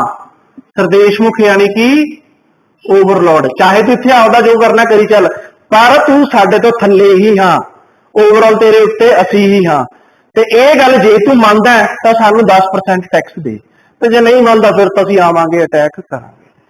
ਠੀਕ ਹੈ, ਤਾਂ ਇਹ ਸਿਸਟਮ ਸੀ ਜਿਹੜਾ ਇਹਨਾਂ ਨੇ ਡਿਵੈਲਪ ਕੀਤਾ ਸੀ। ਇਹ ਦੋਨੇ ਟੈਕਸ ਹੁਣ ਇਹਦੇ ਸਵਰਾਜ ਦੇ ਰੂਲ ਦੇ ਵਿੱਚ ਨਹੀਂ ਸੀ ਲਾਉਂਦੇ, ਇਹ ਬਾਹਰਲੀਆਂ ਕਿੰਗਡਮ ਵਾਲਿਆਂ ਤੋਂ ਹੀ ਲੈਂਦੇ ਸੀ। ਹੁਣ ਮਰਾਠਿਆਂ ਨੇ ਕੀ ਡਿਮਾਂਡ ਕੀਤੀ ਵੀ ਸਾਨੂੰ ਡੈਕਨ ਕੀ ਰੀਜਨ, ਇੱਕ ਤੁਸੀਂ ਐਂ ਕਹ ਲਓ ਮਹਾਰਾਸ਼ਟਰ, ਆਂਧਰਾ ਪ੍ਰਦੇਸ਼, ਹੈਦਰਾਬਾਦ ਵਾਲਾ ਜਿਹੜਾ ਰੀਜਨ ਹੈਗਾ ਉਹਨੂੰ ਡੈਕਨ ਕਹਿੰਦੇ ਸੀਗੇ। ਇਹਨਾਂ ਨੇ ਕੀ ਡਿਮਾਂਡ ਕੀਤੀ, ਸਾਨੂੰ ਡੈਕਨ ਦੀ ਚੌਥ ਤੇ ਸਰਦੇਸ਼ ਮੁਖੀ ਦੇ ਦੋਨੋਂ। ਪਰ ਬਹਾਦਰ ਸ਼ਾਹ ਨੇ ਕੀ ਕਿਹਾ, ਨਹੀਂ ਚੌਥ ਤਾਂ ਨਹੀਂ ਮੈਂ ਦਿੰਦਾ ਹੈਗਾ, ਚੌਥ ਨੂੰ ਤਾਂ ਮਨਾ ਕਰਤਾ, ਪਰ ਸਰਦੇਸ਼ ਮੁਖੀ ਤੁਸੀਂ ਡੈਕਨ ਚੋਂ ਇਕੱਠਾ ਕਰੀ ਚਲੋ। ਠੀਕ ਹੈ, ਚਲੋ ਮਰਾਠੇ ਖੁਸ਼ ਹੋ ਗਏ। ਠੀਕ ਹੈ, ਤਾਂ ਇਹਨਾਂ ਨਾਲ ਰਿਲੇਸ਼ਨ ਸੀ ਜਿਹੜੇ ਇਹਨੇ ਇੰਪਰੂਵ ਕੀਤੇ। ਠੀਕ ਹੈ ਜੀ, ਹੁਣ ਹੋਰ ਕੁਝ ਕੁ ਪਾਵਰ ਸੀਗੀਆਂ ਇੰਡੀਅਨ, ਜਿਵੇਂ ਕਿ ਜਾਟ ਸੀਗੇ। ਠੀਕ ਹੈ, ਜਾਟ ਨਾਲ ਇਹਨੇ ਰਿਲੇਸ਼ਨ ਸੀ ਜਿਹੜੇ ਇੰਪਰੂਵ ਕੀਤੇ। ਤਾਂ ਚੂੜਾਮਨ ਜਾਟ ਸੀਗਾ, ਜਾਟ ਲੀਡਰ। ਠੀਕ ਹੈ, ਇਹਦੇ ਨਾਲ ਇਹਨੇ ਰਿਲੇਸ਼ਨ ਹੈ ਜਿਹੜੇ ਇੰਪਰੂਵ ਕੀਤੇ। ਸਿਮਿਲਰਲੀ ਬੁੰਦੇਲਾ ਚੀਫ ਛਤਰਸਾਲ, ਬੁੰਦੇਲਖੰਡ ਦਾ ਰਾਜਾ ਸੀਗਾ ਛਤਰਸਾਲ, ਉਹਦੇ ਨਾਲ ਇਹਨੇ ਰਿਲੇਸ਼ਨ ਇੰਪਰੂਵ ਕੀਤੇ। ਬੁੰਦੇਲਖੰਡ ਹੁਣ ਕਿਹੜਾ ਰੀਜਨ ਹੈ ਜੀ, ਜੇ ਤੁਸੀਂ ਦੇਖਿਆ ਹੋਣਾ ਮੈਪ, ਮੱਧ ਪ੍ਰਦੇਸ਼ ਦੇ ਉੱਤੇ ਨਾ ਇਹ ਜੀ ਟਿਪ ਜੀ ਬਣੀ ਵੀ ਹੈ। ਠੀਕ ਹੈ, ਤੇ ਇਹ ਵਾਲਾ ਜਿਹੜਾ ਬੇਸਿਕਲੀ ਰੀਜਨ ਹੈ, ਤਾਂ ਮੱਧ ਪ੍ਰਦੇਸ਼ ਦਾ ਵੀ ਤੇ ਯੂਪੀ ਦਾ ਵੀ ਇਹਦੇ ਅਰਾਊਂਡ ਵਾਲਾ ਭਾਗ ਆਉਂਦਾ, ਇਹ ਹੈਗਾ ਜੀ ਬੁੰਦੇਲਖੰਡ। ਝਾਂਸੀ ਮੇਨ ਸ਼ਹਿਰ ਹੈ ਇੱਥੇ, ਉਹ ਬੁੰਦੇਲਖੰਡ, ਉੱਥੋਂ ਦਾ ਰਾਜਾ ਸੀਗਾ ਛਤਰਸਾਲ। ਤਾਂ ਉਹਦੇ ਨਾਲ ਵੀ ਇਹਨੇ ਰਿਲੇਸ਼ਨ ਹੈ ਜਿਹੜੇ ਆਪਦੇ ਇੰਪਰੂਵ ਕੀਤੇ। ਠੀਕ ਹੈ, ਹੁਣ ਇੱਕ ਰਹਿੰਦੇ ਸੀਗੇ ਮੇਨ ਇੰਡੀਅਨ ਪਾਵਰ ਇਸ ਟਾਈਮ, ਸਿੱਖ। ਸਿੱਖਾਂ ਨਾਲ ਇਹਨਾਂ ਦੇ ਰਿਲੇਸ਼ਨ ਕਿਹੋ ਜਿਹੇ ਸੀ? ਦੇਖੋ, ਸਿੱਖ ਤੇ ਔਰੰਗਜ਼ੇਬ ਤਾਂ ਆਪਸ ਚ ਲੜ ਰਹੇ ਸੀਗੇ। ਹੁਣ ਔਰੰਗਜ਼ੇਬ ਦੀ ਡੈਥ ਤੋਂ ਬਾਅਦ ਇਹ ਕਿਹਾ ਜਾਂਦਾ ਹੈ ਬਹਾਦਰ ਸ਼ਾਹ ਜਿਹੜਾ ਗੁਰੂ ਗੋਬਿੰਦ ਸਿੰਘ ਜੀ ਨੂੰ ਮਿਲਿਆ ਆਗਰਾ ਦੇ ਵਿੱਚ। ਤਾਂ ਜਦੋਂ ਇਹ ਮਿਲੇ, ਇਹਨਾਂ ਦੀ ਮੀਟਿੰਗ ਹੋਈ, ਐਵੇਂ ਕਿਹਾ ਜਾਂਦਾ ਇਹਨਾਂ ਦਾ ਆਪਸ ਚ ਇੱਕ ਐਗਰੀਮੈਂਟ ਜਾਂ ਅੰਡਰਸਟੈਂਡਿੰਗ ਹੋਈ। ਕੀ ਕਹਿੰਦਾ ਬਹਾਦਰ ਸ਼ਾਹ, ਕੀ ਕਹਿੰਦਾ ਵੀ ਮੈਂ ਨਾ ਜੀ ਤੁਹਾਨੂੰ ਅਨੰਦਪੁਰ ਸਾਹਿਬ ਵਾਪਸ ਕਰ ਦੂੰ। ਤੇ ਗੁਰੂ ਗੋਬਿੰਦ ਸਿੰਘ ਜੀ ਨੇ ਇਹਨੂੰ ਕੀ ਪ੍ਰੋਮਿਸ ਕੀਤਾ ਵੀ ਮੈਂ ਤੇਰੀ ਹੈਲਪ ਕਰੂੰ। ਤਾਂ ਇਹਨਾਂ ਨੇ ਕਿਹਾ ਵੀ ਜਾਂਦਾ ਹੈ ਵੀ ਜਿਹੜੀ ਆਪਾਂ ਪੜ੍ਹੀ ਨਾ ਬੈਟਲ ਆਫ ਜਜਾਊ ਹੋਈ ਸੀ, ਉਹਦੇ ਵਿੱਚ ਗੁਰੂ ਗੋਬਿੰਦ ਸਿੰਘ ਜੀ ਨੇ ਸਿੰਘਾਂ ਦੀ ਇੱਕ ਟੁਕੜੀ ਬਹਾਦਰ ਸ਼ਾਹ ਦੀ ਹੈਲਪ ਕਰਨ ਲਈ ਭੇਜੀ ਸੀਗੀ। ਤਾਂ ਉਹ ਸਿੰਘ ਆ ਜਿਹੜੇ ਬਹਾਦਰ ਸ਼ਾਹ ਦੀ ਸਾਈਡ ਤੋਂ ਲੜੇ ਸੀਗੇ। ਤਾਂ ਚਲੋ ਇਹ ਜਿੱਤ ਗਿਆ, ਬਣ ਗਿਆ ਰਾਜਾ। ਪਰ ਇਸ ਤੋਂ ਬਾਅਦ ਕਿਸੇ ਕਾਰਨਾਂ ਕਰਕੇ ਇਹਨੇ ਅਨੰਦਪੁਰ ਸਾਹਿਬ ਤੇ ਜਿਹੜਾ ਪ੍ਰੋਮਿਸ ਕੀਤਾ ਸੀਗਾ ਉਹਨੂੰ ਇੰਪਲੀਮੈਂਟ ਨਹੀਂ ਕੀਤਾ। ਤਾਂ ਐਵੇਂ ਕਿਹਾ ਜਾਂਦਾ ਹੈਗਾ ਪਹਾੜੀ ਰਾਜੇ ਨਹੀਂ ਸੀ ਚਾਹੁੰਦੇ ਵੀ ਅਨੰਦਪੁਰ ਸਾਹਿਬ ਹੈ ਜਿਹੜਾ ਸਿੱਖਾਂ ਨੂੰ ਵਾਪਸ ਕੀਤਾ ਜਾਵੇ। ਤਾਂ ਇਹ ਕੁਝ ਉਹਨਾਂ ਚੀਜ਼ਾਂ ਕਰਕੇ ਸੋਚ ਵਿਚਾਰ ਕਰਕੇ ਇਹਨੇ ਆਪਦਾ ਡਿਸੀਜਨ ਹੈ ਜਿਹੜਾ ਇੰਪਲੀਮੈਂਟ ਕੀਤਾ ਨਹੀਂਗਾ। ਪਰ ਇਨਫੈਕਟ ਉਸ ਟਾਈਮ ਦੌਰਾਨ ਹੋਇਆ ਕਿ 1708 ਦੇ ਵਿੱਚ ਗੁਰੂ ਗੋਬਿੰਦ ਸਿੰਘ ਜੀ ਜੋਤੀ ਜੋਤ ਸਮਾ ਗਏ। ਤਾਂ ਇਹ ਐਗਰੀਮੈਂਟ ਇੰਪਲੀਮੈਂਟ ਹੋ ਹੀ ਨਹੀਂ ਸਕਿਆ। ਤੇ ਇਸ ਤੋਂ ਬਾਅਦ ਚ ਆਪਾਂ ਨੂੰ ਪਤਾ ਹੈ ਬੰਦਾ ਬਹਾਦਰ ਨੂੰ ਭੇਜਿਆ ਹੁੰਦਾ ਗੁਰੂ ਗੋਬਿੰਦ ਸਿੰਘ ਜੀ ਨੇ ਪੰਜਾਬ। ਬੰਦਾ ਬਹਾਦਰ ਪੰਜਾਬ ਆਉਂਦਾ ਹੈ ਤੇ ਬੰਦਾ ਬਹਾਦਰ ਨਾਲ ਬਹਾਦਰ ਸ਼ਾਹ ਦੇ ਰਿਲੇਸ਼ਨ ਜਾਂ ਮੁਗਲਾਂ ਦੇ ਰਿਲੇਸ਼ਨ ਕਦੇ ਵੀ ਇੰਪਰੂਵ ਨਹੀਂ ਹੁੰਦੇ। ਠੀਕ ਹੈ, ਤਾਂ ਉਹ ਸਾਰਿਆਂ ਨਾਲ ਰਿਲੇਸ਼ਨ ਇੰਪਰੂਵ ਕਰ ਲਏ, ਪਰ ਕਿਹਨਾਂ ਨਾਲ ਨਹੀਂ ਹੋਏ, ਸਿਰਫ ਇੱਕ ਸਿੱਖਾਂ ਦੇ ਨਾਲ। ਠੀਕ ਹੈ ਜੀ, ਇੱਕ ਧਿਆਨ ਰੱਖਿਓ, ਜੇ ਤੁਹਾਨੂੰ ਕੋਈ ਪੁੱਛੇ ਸ਼ਾਹ ਈ ਬੇਖਬਰ ਕੌਣ ਸੀ, ਸ਼ਾਹ ਏ ਬੇਖਬਰ, ਬੇਖਬਰ ਉਹ ਕੌਣ ਸੀ? ਇਹ ਨਾਮ ਜਾਂ ਉਪਾਧੀ ਕਿਹਨੂੰ ਦਿੱਤੀ ਗਈ ਸੀ? ਬਹਾਦਰ ਸ਼ਾਹ ਨੂੰ। ਬੇਖਬਰ, ਬੇਖਬਰ ਤਾਂ ਸੀ ਇਹ ਨਾ ਅਸਲ ਚ ਕੀ ਕਰਦਾ ਸੀ ਇਹਨੇ,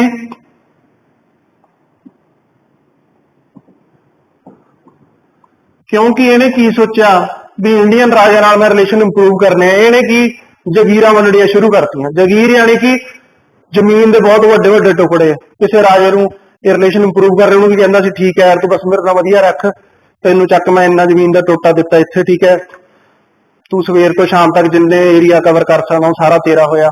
ਤਾਂ ਐਵੇਂ ਰੈਕਲੈਸ ਬਿਨਾਂ ਸੋਚੇ ਸਮਝੇ ਇਹ ਜਗੀਰਾਂ ਦੇਣ ਲੱਗ ਗਿਆ। ਸੋਚਦੇ ਨੇ ਐਂ ਸੀਗਾ ਵੀ ਰਿਲੇਸ਼ਨ ਇੰਪਰੂਵ ਹੋਣਗੇ, ਹੋ ਵੀ ਗਏ। ਪਰ ਨੁਕਸਾਨ ਕੀ ਹੋਇਆ? ਇਹ ਜਦੋਂ ਇੰਨੀ ਜ਼ਮੀਨ ਇਹਨੇ ਵੰਡਤੀ, ਕਿੱਥੇ ਤਾਂ ਉਹ ਸਾਰੀ ਜ਼ਮੀਨ ਚੋਂ ਕਮਾਈ ਮੁਗਲਾਂ ਨੂੰ ਆਪ ਹੋਣੀ ਸੀ, ਪਰ ਹੁਣ ਉਹ ਸਾਰੀ ਕਮਾਈ ਹੈ ਜਿਹੜੀ ਉਹਦਾ ਨੁਕਸਾਨ ਹੋ ਗਿਆ, ਉਹ ਹੁਣ ਇਹਨਾਂ ਨੂੰ ਹੋਣੀ ਬੰਦ ਹੋ ਗਈ। ਤਾਂ ਅਲਟੀਮੇਟਲੀ ਲੌਂਗ ਟਰਮ ਦੇ ਵਿੱਚ ਵਧੀਆ ਨਹੀਂ ਸੀ, ਕਿਉਂਕਿ ਮੁਗਲਾਂ ਦੇ ਫਾਈਨੈਂਸਿਸ ਸੀ ਜਿਹੜੇ ਡਾਵਾਂਡੋਲ ਹੋਣ ਲੱਗ ਗਏ ਸੀ। ਤਾਂ ਹੀ ਕਰਕੇ ਇਹਨੂੰ, ਪਰ ਇਹਨੇ ਚੀਜ਼ ਤੇ ਧਿਆਨ ਨਹੀਂ ਦਿੱਤਾ। ਇਹਨੂੰ ਕੀ ਕਿਹਾ ਜਾਂਦਾ ਹੈ? ਸ਼ਾਹ ਈ बेखबर। ठीक है जी, तो यह सीगा जी अपना बहादुर शाह। ठीक है, हुण इदू बाद नैक्सट सी जिहड़ा अगला मुगल राजा होया सीगा, उहदा की नाम सी, उहदा नाम सीगा जी जहांदार शाह।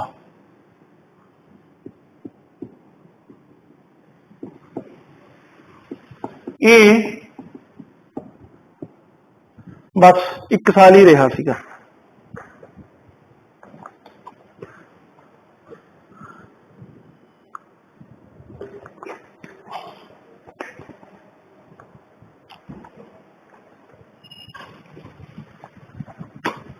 हुण जहांदार शाह भी जो राजा बनया, ये भी आपां नूं हुण देखो इहनूं भी लड़ना पिया होऊगा कुछ क होर मुगल प्रिंसिस नाल। तां इह लड़िया, तां इहदी सपोर्ट किहने कीती सीगी? जुल्फिकार खान ने। जुल्फिकार खान ने हुण इहदी सपोर्ट कीती। हुण इहने दी सपोर्ट कीती, इह भी कल नूं इहनूं खुश करूगा आके। इहने फिर खुश हो के इहनूं की कीता? इहनूं आपदा वजीर बना लिया। हुण होया की, जुल्फिकार खान ना जी बहुत पावरफुल हो गया सी। ये की एक तरीके का की बन गया सी? De facto ruler. मतलब कि कहने तो राजा ये सी, पर असल च चलदी की सी जुल्फिकार खान दी। वो बिल्कुल आई काम करता सी जिवें आप ही राजा हुंदा हैगा। ताई करके की है, जहांदार शाह नूं की कह दिता जाता है? First puppet ruler. हुण एक कठपुतली बन गया सी किहदे हत्थां च? जुल्फिकार खान दे हत्थां। तां इहनूं पहला पपेट रूलर कह दिता जाता है। हुण जिवें भी आपां देखांगे मुगलां दा पतन होऊगा ना, ये पपेट रूलर इह जिहे आम होण लग जाणगे। इन्हां दी नहीं चलणी इन्नी। होर जिहड़े मंत्री ने नोबल ने वो ज्यादा पावरफुल हो जाणगे, उन्हां दी जिहड़ी ज्यादा चलिया करूगी। ठीक है जी, तो हुण असल च जो जो कुछ भी आपां पढ़ांगे वो बेसिकली किहने कीता? कौन कर रहा सीगा? जुल्फिकार खान ही कर रहा सी। तो जुल्फिकार खान दे अंडर भी किहड़ी पॉलिसी इन्होंने अपनाई? उही जिहड़ी पहला बहादुर शाह ने अपनाई सी, पॉलिसी ऑफ रिलीजियस टॉलरेंस।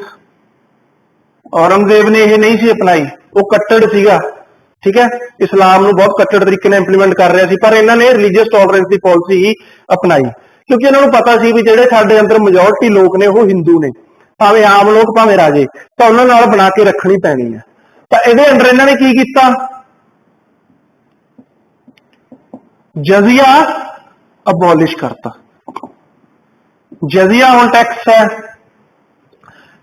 पहला लग रहा सीगा। ठीक है, औरंगजेब ने लाता सी। की सीगा? जिहड़े नॉन मुस्लिम सीगे इंडिया च, जिवें कि हिंदू हो गए, सिख हो गए, उन्होंने एक टैक्स देना पैंदा सी, उहदा नाम की सी? जजिया। ते इहदी कमाई है जिहड़ी मुस्लिम उलामे है, जिहड़े मुस्लिम रिलीजियस स्कॉलर है जिहड़े, उन्हां कोले जांदी सी। तां इहने आके की कीता? जुल्फिकार खान ने ही कीता। होया किहदे अंडर? जहांदार शाह दे। पर दिमाग इन्हां दा ही चलदा सी मेन। इन्हां ने आके जजिया जिहड़ा खत्म करता। फिर ये भी अगेन उही स्टैप करनगे पहले वाले, जिहड़े इंडियन राजे ने उन्हां नाल रिलेशन ने इंप्रूव करने की कोशिश करनगे। तां की कीता? पहला सीगे राजपूत।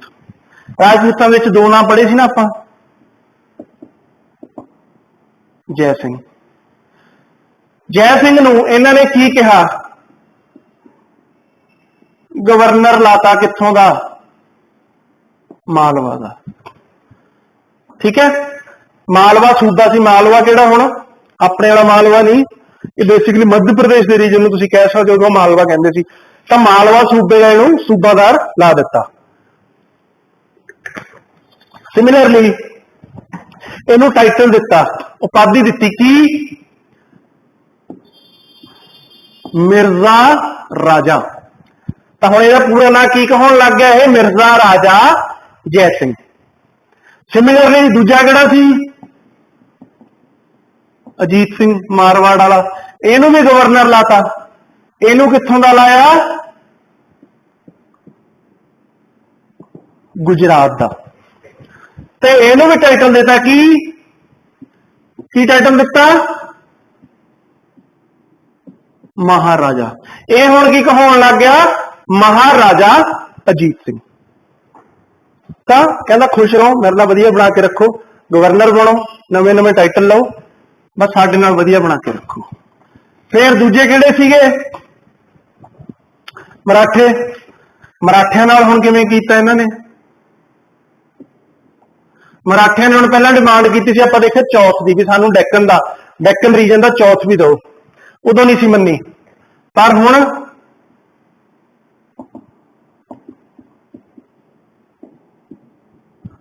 ਕੀ ਕਹਿੰਦੇ ਵੀ ਠੀਕ ਹੈ ਯਾਰ, ਡੈਕਨ ਚੋਂ ਚੌਥ ਵੀ ਤੁਸੀਂ ਇਕੱਠਾ ਕਰ ਲਓ, ਪਰ ਇੱਕ ਕੰਡੀਸ਼ਨ ਰੱਖਤੀ,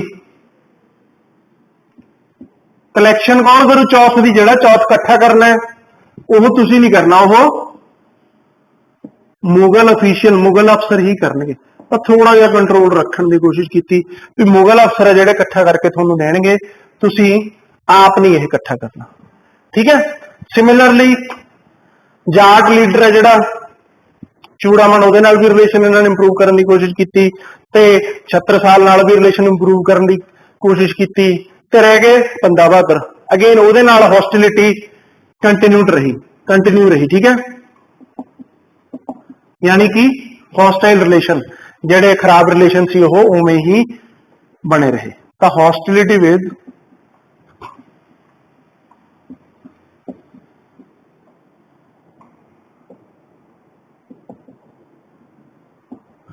ਬੰਦਾ ਬਹਾਦਰ ਕੰਟੀਨਿਊਡ। ਠੀਕ ਹੈ ਜੀ। ਹੁਣ ਜਹਾਂਦਾਰ ਸ਼ਾਹ ਨੂੰ ਨਾ ਹੋਇਆ ਕਿ ਜਹਾਂਦਾਰ ਸ਼ਾਹ ਨੂੰ ਆਗਰਾ ਦੇ ਵਿੱਚ ਹਰਾ ਦਿੱਤਾ। ਕਿਹਨੇ?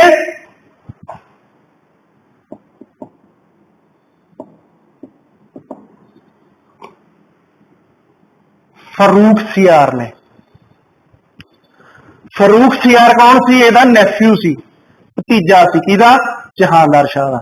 ਇਹਨੇ ਆਗਰਾ ਦੇ ਵਿੱਚ ਇਹਨਾਂ ਨੂੰ ਹਰਾਤਾ ਤੇ ਇਹ ਅਗਲਾ ਮੁਗਲ ਐਮਪਰਰ ਬਣ ਗਿਆ। ਅੱਛਾ, ਜਹਾਂਦਾਰ ਸ਼ਾਹ ਨੂੰ ਜਦੋਂ ਇਹਨੇ ਹਰਾਤਾ ਆਗਰਾ ਦੇ ਵਿੱਚ, ਇਹਨੂੰ ਬੇਸਿਕਲੀ ਜੇਲ੍ਹ ਦੇ ਵਿੱਚ ਜਹਾਂਦਾਰ ਸ਼ਾਹ ਨੂੰ ਇੰਪ੍ਰਿਜ਼ਨ ਕਰਕੇ ਰੱਖਿਆ ਗਿਆ, ਕੈਦੀ ਬਣਾ ਕੇ ਰੱਖਿਆ ਗਿਆ। ਇਹਦੇ ਨਾਲ ਲਾਲ ਕੁੰਵਰ ਦੇ ਨਾਲ। ਤਾਂ ਲਾਲ ਕੁੰਵਰ ਕੌਣ ਸੀ? ਇੱਕ ਕਿਹਾ ਜਾਂਦਾ ਕੋਰਟ ਲੇਡੀ ਸੀ, ਇਹ ਮੁਗਲਾਂ ਦੇ ਕੋਰਟ ਦੇ ਵਿੱਚ ਨੱਚਦੀ ਸੀ, ਪਰ ਅਲਟੀਮੇਟਲੀ ਹੋਇਆ ਕਿ ਜਹਾਂਦਾਰ ਸ਼ਾਹ ਨੇ ਇਹਦੇ ਨਾਲ ਵਿਆਹ ਕਰਾ ਲਿਆ ਸੀਗਾ, ਉਹਦੀ ਵਾਈਫ ਬਣ ਗਈ ਸੀ। ਤਾਂ ਲਾਲ ਕੁੰਵਰ ਨੂੰ ਇਹਦੇ ਨਾਲ ਕੈਦੀ ਬਣਾ ਕੇ ਰੱਖਿਆ ਗਿਆ, ਤੇ ਅਲਟੀਮੇਟਲੀ ਹੋਇਆ ਕਿ ਜਹਾਂਦਾਰ ਸ਼ਾਹ ਨੂੰ ਜੇਲ੍ਹ ਦੇ ਵਿੱਚ ਹੀ ਮਰਵਾ ਦਿੱਤਾ ਗਿਆ। ਤਾਂ ਇਹ ਫਸਟ ਮੁਗਲ ਰੂਲਰ ਸੀਗਾ ਟੂ ਬੀ ਕਿਲਡ ਇਨ ਕੈਪਟੀਵਿਟੀ। ਕੌਣ? ਜਹਾਂਦਾਰ ਸ਼ਾਹ। ਤਾਂ ਪਹਿਲਾ ਮੁਗਲ ਰੂਲਰ ਸੀਗਾ ਜਿਹਨੂੰ ਕੈਦ ਦੇ ਦੌਰਾਨ ਮਾਰ ਦਿੱਤਾ ਗਿਆ ਸੀ। ਠੀਕ ਹੈ ਜੀ। ਤਾਂ ਅਗਲਾ ਕਿਹੜਾ ਆ ਹੁਣ? ਫਰੂਖ ਸਿਆਰ। ਇਹ ਕਦੋਂ ਤੋਂ ਕਦੋਂ ਤੱਕ ਰਿਹਾ? 1713 ਤੋਂ 1719 ਤੱਕ। ਠੀਕ ਹੈ। ਤਾਂ ਹੁਣ ਇੱਕ ਇੰਪੋਰਟੈਂਟ ਚੀਜ਼ ਜਿਹੜੀ ਇਹਨਾਂ ਨੇ ਕੀਤੀ ਸੀਗੀ, ਜ਼ੁਲਫਿਕਾਰ ਖਾਨ ਨੇ ਕੀ ਕੀਤਾ ਸੀ? ਇਹਨੇ ਹੀ check the reckless grant of ਜਾਗੀਰ। ਤਾਂ ਆਪਾਂ ਦੇਖਿਆ ਪਹਿਲਾਂ ਬਹਾਦਰ ਸ਼ਾਹ ਦੇ ਟਾਈਮ ਜਾਗੀਰ ਹੈ ਜਿਹੜੀ ਐਵੇਂ ਵੰਡੀ ਜਾਂਦਾ ਸੀ ਸਾਰਿਆਂ ਨੂੰ, ਤਾਂ ਉਹਦਾ ਨੁਕਸਾਨ ਅਲਟੀਮੇਟਲੀ ਮੁਗਲਾਂ ਨੂੰ ਹੀ ਹੋ ਰਿਹਾ ਸੀ ਨਾ, ਫਾਈਨੈਂਸ਼ੀਅਲ ਖਰਾਬ ਹੋ ਰਹੀ ਸੀ। ਇਹਨੇ ਇਹ ਚੀਜ਼ ਨੂੰ ਥੋੜਾ ਰੋਕਣ ਦੀ ਕੋਸ਼ਿਸ਼ ਕੀਤੀ ਵੀ ਠੀਕ ਹੈ ਜਾਗੀਰਾਂ ਵੰਡੋ, ਪਰ ਐਵੇਂ ਨਾ ਵੰਡੀ ਜਾਓ, ਕਿਸੇ ਨੂੰ ਰੈਕਲੈਸ ਤਰੀਕੇ ਨਾਲ ਨਾ ਵੰਡੋ। ਦੂਜੀ ਚੀਜ਼ ਇਹਨੇ ਕੀ ਕੀਤੀ? ਇਜਾਰਾ ਫਾਰਮਿੰਗ ਪ੍ਰਮੋਟ ਕੀਤੀ, ਜਾਂ ਇਹਨੂੰ ਕੀ ਕਹਿ ਦਿੱਤਾ ਜਾਂਦਾ ਹੈ? Revenue farming. ਇਹ ਕੀ ਸੀਗੀ? ਹੁਣ ਇਹ ਕੀ ਕਰਦੇ ਸੀ? ਸਪੋਜ਼ ਜਿਵੇਂ ਆ ਕੋਈ ਏਰੀਆ, ਮੰਨ ਲਓ ਪਟਿਆਲਾ ਹੈ, ਪਟਿਆਲੇ ਚੋਂ ਮੁਗਲਾਂ ਨੂੰ ਆਏ ਸਾਲ 10 ਲੱਖ ਦੀ ਆਮਦਨ ਹੁੰਦੀ ਸੀ। ਆਮਦਨ ਕਿਵੇਂ? ਕਿਸਾਨਾਂ ਤੋਂ ਜਿਹੜਾ ਫਸਲ ਹੁੰਦੀ ਸੀ ਉਹ ਤੇ ਟੈਕਸ ਲਾਉਂਦੇ ਸੀ।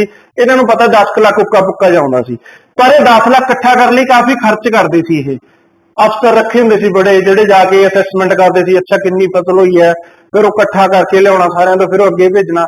ਤਾਂ ਕਾਫੀ ਮਸ਼ੀਨਰੀ ਅਫਸਰਸ਼ਾਹੀ ਜਿਹੜੀ ਰੱਖੀ ਹੁੰਦੀ ਸੀ। ਇਹਨਾਂ ਨੇ ਹੁਣ ਕੀ ਕੀਤਾ? ਇੱਕ ਬੰਦਾ ਕੋਈ ਮਿਡਲਮੈਨ ਉਹਦੇ ਨਾਲ ਠੇਕਾ ਕਰ ਲਿਆ। ਮਿਡਲਮੈਨ ਕਿਹਦੇ ਵਿੱਚ ਸੀ? ਇਹ ਕਿਸਾਨਾਂ ਤੇ ਮੁਗਲਾਂ ਦੇ ਵਿੱਚ। ਉਹਦੇ ਨਾਲ ਠੇਕਾ ਕਰ ਲਿਆ ਵੀ ਤੂੰ ਸਾਨੂੰ ਨਾ ਸਾਲ ਦਾ ਉੱਕਾ ਪੁੱਕਾ 10 ਲੱਖ ਇਕੱਠਾ ਕਰਕੇ ਦੇਣਾ ਹੈਗਾ, ਤੇਰੀ ਜ਼ਿੰਮੇਵਾਰੀ ਹੈ ਸਾਰਾ ਟੈਕਸ ਇਕੱਠਾ ਕਰਨ ਦੀ। ਹੁਣ ਮੁਗਲਾਂ ਨੂੰ ਕੀ ਫਾਇਦਾ ਹੋਇਆ? ਇੱਥੋਂ ਪਹਿਲਾਂ ਟੈਕਸ ਕਰਨ ਲਈ ਇੰਨੀ ਮਸ਼ੀਨਰੀ ਰੱਖਣੀ ਸੀ, ਇੰਨੇ ਬੰਦੇ ਸੀਗੇ, ਉਹਨਾਂ ਨੂੰ ਤਨਖਾਹ ਦੇਣੀ, ਇਹਨਾਂ ਦੇ ਹੋਰ ਖਰਚੇ, ਹੁਣ ਉਹ ਸਾਰੇ ਖਰਚੇ ਦੇਣ ਦੀ ਲੋੜ ਨਹੀਂ, ਤਾਂ ਇਹਨਾਂ ਦਾ ਖਰਚਾ ਘਟ ਗਿਆ ਤੇ 10 ਲੱਖ ਇਹਨਾਂ ਨੂੰ ਬੈਠਿਆ ਬਿਠਾਇਆ ਨੂੰ ਆ ਰਿਹਾ ਹੈਗਾ, ਠੀਕ ਹੈ। ਪਰ ਇਹਨੂੰ ਕੀ ਫਾਇਦਾ ਹੋਇਆ? ਇਹ ਨਾ ਜੀ ਹੁਣ ਇਹਨੇ 10 ਲੱਖ ਤਾਂ ਭੇਜਣਾ ਹੀ ਹੈ, ਪਰ ਉਹ ਕੀ ਕਰੂ? ਇੱਥੇ ਪਟਿਆਲੇ ਜੋ ਕਿਸਾਨਾਂ ਤੋਂ ਉਹ ਜ਼ਿਆਦਾ ਤੋਂ ਜ਼ਿਆਦਾ ਜਿੰਨਾ ਵੀ ਉਹ ਟੈਕਸ ਲੈ ਸਕਦਾ ਲੈਣ ਦੀ ਕੋਸ਼ਿਸ਼ ਕਰੂ। ਜਿਵੇਂ ਕਿ ਮੰਨ ਲਓ ਪਹਿਲਾਂ ਮੋਟੇ ਤੌਰ ਤੇ 40% ਟੈਕਸ ਲਾਇਆ ਜਾਂਦਾ ਸੀ, ਵੀ ਕਿਸਾਨਾਂ ਦੀ ਫਸਲ ਦਾ 40% ਹਿੱਸਾ ਟੈਕਸ ਵਜੋਂ ਅੱਗੇ ਜਾਂਦਾ ਸੀ। ਇਹ ਹੁਣ ਉਹਨੂੰ ਕੀ ਕਰ ਦੂਗਾ? 50%। ਤਾਂ ਜੇ 10 ਲੱਖ ਇਕੱਠਾ ਹੋ ਰਿਹਾ, ਇਹ 12 ਲੱਖ ਇਕੱਠਾ ਕਰੂ, 10 ਅੱਗੇ ਭੇਜ, 2 ਆਪ ਰੱਖ ਲੂ। ਅੱਛਾ, ਅਕਸਰ ਹੀ ਕੀ ਕਰਦਾ ਸੀ? ਇੰਨੇ ਨਾਲ ਸਬਰ ਨਹੀਂ ਸੀ ਪੈਂਦਾ, ਜ਼ਿਆਦਾ ਲਾਲਚ ਆਉਂਦਾ ਸੀ। ਇਹ ਕੀ ਹੈ? 12 ਦੀ ਜਗ੍ਹਾ 15 ਇਕੱਠੇ ਕਰਨ ਦੀ ਕੋਸ਼ਿਸ਼ ਕਰੂ, 10 ਅੱਗੇ ਭੇਜੂ, 5 ਆਪ ਰੱਖ ਲੂ। ਤਾਂ ਇਹ ਚੀਜ਼ ਵੱਧਦੀ ਹੀ ਗਈ। ਤਾਂ ਅਲਟੀਮੇਟਲੀ ਇਹ ਨੁਕਸਾਨ ਕਿਹਨੂੰ ਹੋ ਰਿਹਾ? ਕਿਸਾਨਾਂ ਨੂੰ, ਕਿਉਂਕਿ ਹੁਣ ਉਹਨਾਂ ਕੋਲੇ ਆਪਦੇ ਰੱਖਣ ਨੂੰ ਅਨਾਜ ਜਾਂ ਫਸਲ ਬਹੁਤ ਘੱਟ ਰਹਿ ਜਾਂਦੀ ਸੀ। ਤਾਂ ਹੌਲੀ ਹੌਲੀ ਆਮ ਕਿਸਾਨ ਜਾਂ ਲੋਕ ਵੀ ਮੁਗਲਾਂ ਦੇ ਖਿਲਾਫ ਹੁੰਦੇ ਜਾਣਗੇ, ਤੇ ਅੱਗੇ ਚੱਲ ਕੇ ਆਪਾਂ ਦੇਖਾਂਗੇ ਆਮ ਲੋਕ ਵੀ ਇਹਨਾਂ ਦੇ ਖਿਲਾਫ ਰਿਵੋਲਟ 'ਚ ਖੜੇ ਹੋ ਜਾਂਦੇ ਆ। ਤਾਂ ਮਰਾਠਿਆਂ ਦੀ, ਬੰਦਾ ਬਹਾਦਰ ਦੀ, ਜਾਟ, ਇਹਨਾਂ ਸਾਰਿਆਂ ਦੀ ਬੈਕਬੋਨ, ਇਹਨਾਂ ਦੀ ਸਪੋਰਟ ਕਿਹਨੇ ਕੀਤੀ? ਜ਼ਿਆਦਾਤਰ ਜਿਹੜੇ ਆਮ ਕਿਸਾਨ ਸੀ, ਉਹ ਅੱਗੇ ਚੱਲ ਕੇ ਇਹਨਾਂ ਦੇ ਸਪੋਰਟਰ ਜਿਹੜੇ ਬਣਦੇ ਨੇ। ਠੀਕ ਹੈ ਜੀ। ਕਿਉਂ? ਕਿਉਂਕਿ ਟੈਕਸ ਬਹੁਤ ਜ਼ਿਆਦਾ ਸੀਗਾ। ਠੀਕ ਹੈ ਜੀ।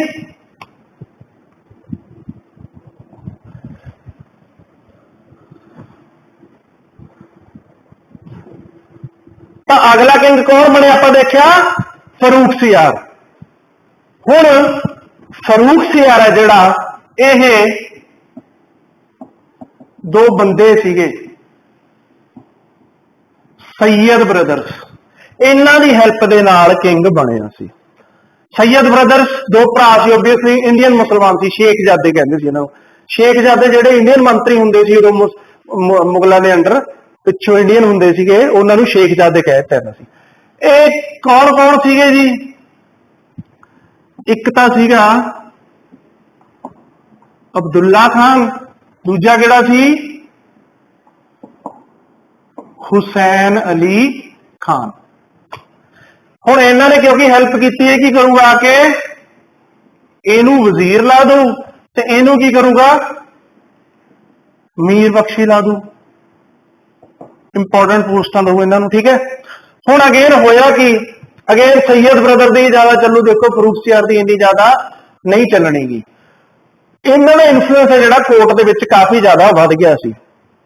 ਇਹਨਾਂ ਨੇ ਕੀ ਕੀਤਾ? ਫਰੂਖਸਿਆਰ ਕੀ ਹੌਲੀ ਹੌਲੀ ਕੋਸ਼ਿਸ਼ ਕਰੂ ਕਿ ਮੈਂ ਕਿਸੇ ਨਾ ਕਿਸੇ ਤਰੀਕੇ ਸੈयद ਬ੍ਰਦਰਸ ਨੂੰ ਸਾਈਡਲਾਈਨ ਕਰਾਂ, ਇਹਨਾਂ ਤੋਂ ਆਪਦਾ ਖਹਿੜਾ ਛੁਡਾਵਾਂ।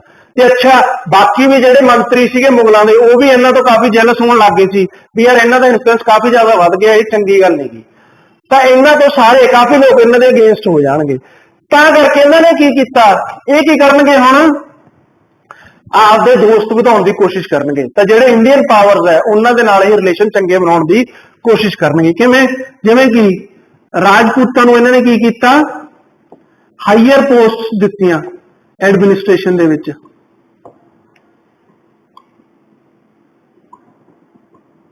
ਤਾਂ ਕਿ ਰਾਜਪੂਤ ਸਾਡੇ ਨਾਲ ਖੁਸ਼ ਰਹਿਣ, ਕੱਲ ਨੂੰ ਕੋਈ ਸਾਡੇ ਖਿਲਾਫ ਹੁੰਦਾ ਤਾਂ ਰਾਜਪੂਤ ਸਾਡੀ ਸਪੋਰਟ ਕਰਨ। ਫਿਰ ਇਹਨਾਂ ਨੇ ਇੱਕ ਹੋਰ ਚੀਜ਼ ਕੀ ਕੀਤੀ? ਪਿਲਗ੍ਰਿਮ ਟੈਕਸ ਅਬੋਲਿਸ਼ ਕਰਤਾ। ਉਸ ਟਾਈਮ ਜਿਹੜੇ ਹਿੰਦੂ ਸੀਗੇ ਉਹਨਾਂ ਦੇ ਤੀਰਥ ਸਥਾਨ ਆਪਦਿਆਂ ਤੇ ਜਾਣਾ, ਜਿਵੇਂ ਹਰਿਦੁਆਰ ਜਾਣਾ ਜਾਂ ਕਿਤੇ ਹੋਰ ਜਾਣਾ, ਇੱਕ ਟੈਕਸ ਦੇਣਾ ਪੈਂਦਾ ਸੀਗਾ। ਪਰ ਹੁਣ ਇਹਨਾਂ ਨੇ ਉਹ ਟੈਕਸ ਜਿਹੜਾ ਖਤਮ ਕਰਤਾ। ਠੀਕ ਹੈ। ਤਾਂ ਐਵੇਂ ਕਰਕੇ ਇਹਨਾਂ ਨੇ ਆਪ ਦੀ ਜਿਹੜੀ ਪੋਜੀਸ਼ਨ ਸੀਗੀ ਸਟਰੋਂਗ ਕਰਨ ਦੀ ਕੋਸ਼ਿਸ਼ ਕੀਤੀ। ਫਰੂਖਸਿਆਰ ਦੇ ਟਾਈਮ ਦੌਰਾਨ ਹੀ ਕੀ ਹੋਇਆ ਸੀਗਾ? ਬਾਲਾ ਜੀ ਵਿਸ਼ਵਨਾਥ ਹੈ ਜਿਹੜੇ, ਇਹ ਕੌਣ ਸੀ? ਹੁਣ ਬਸ ਇਹ ਪਹਿਲਾ ਪੇਸ਼ਵਾ ਸੀਗਾ ਮਰਾਠਿਆਂ ਦਾ। ਠੀਕ ਹੈ। ਹੁਣ ਇਹਨਾਂ ਬਾਰੇ ਆਪਾਂ ਡਿਟੇਲ ਚ ਅੱਗੇ ਪੜਾਂਗੇ। ਇਹ ਆਏ, ਇਹਨਾਂ ਨੇ ਕੀ ਕਰ ਲਿਆ? ਮੁਗਲ ਰਾਜ ਤੋਂ ਮੋਹਰ ਲਵਾ ਲਈ ਕਿ ਸ਼ਾਹੂ ਜੀ ਵਾਸ recognized as मराठा किंग। आप देखिया सी ना शाहू जी रिलीज किया सी तो शाहू जी दे अगेंस्ट कौन सी ताराबाई वर्गे धड़ेबंदी हो गई सी। तब बालाजी विश्वनाथ आए तो ये मनवा गए मुगल राजे तो भी शाहू जी ही जो लेजिटिमेट राजा है मराठा का। ठीक है, तो इंपॉर्टेंट सी। दूजी चीज की हुण इन्होंने पहला आप देखा सी चौथ से सरदेश मुखी तो मराठे लै रहे सी, पर वो की देखा सी आप चौथ मुगल अफसर इकट्ठा कर रहे थे। हुण इन्हें की करवा लिया बई मराठे है जिहड़े वो आप ही चौथ कलैक्ट करनगे। ठीक है,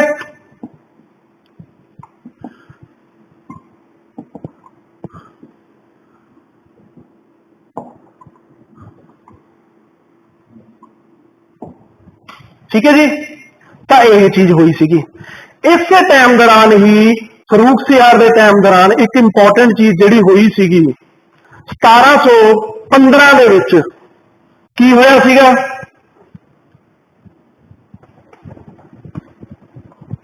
1715 ਦੇ ਵਿੱਚ ਇੱਕ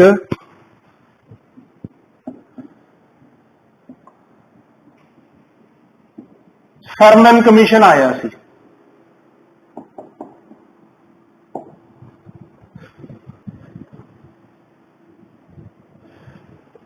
ਕੀ ਸੀ ਇਹ Sarman commission.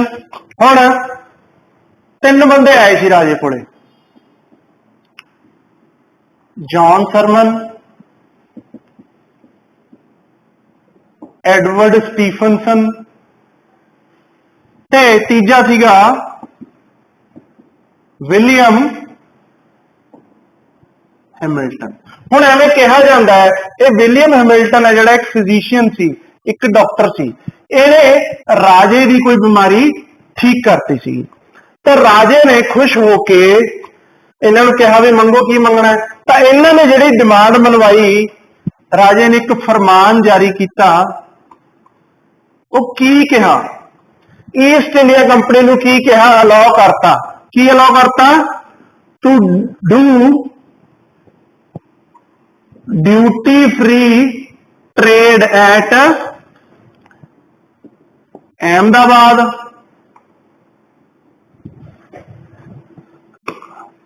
Hyderabad and Bengal in return for N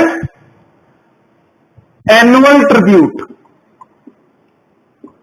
fixed annual tribute.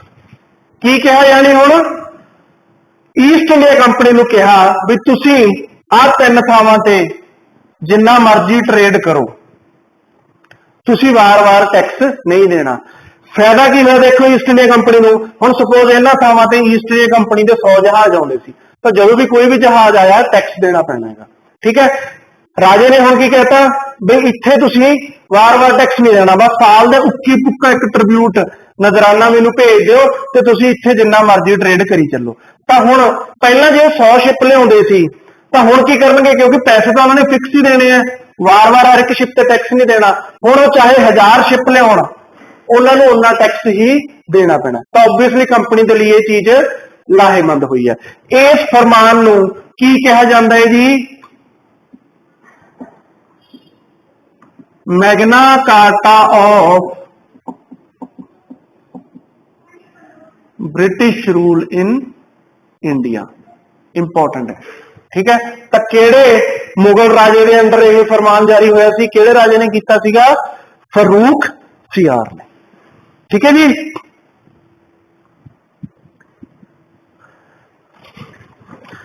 Similarly एक होर इंपॉर्टेंट चीज जिहड़ी इस टाइम दौरान हुई सीगी ओह सीगी 1716 दे विच बंदा बहादुर नूं मुगलों ने कैप्चर कर लिया सी।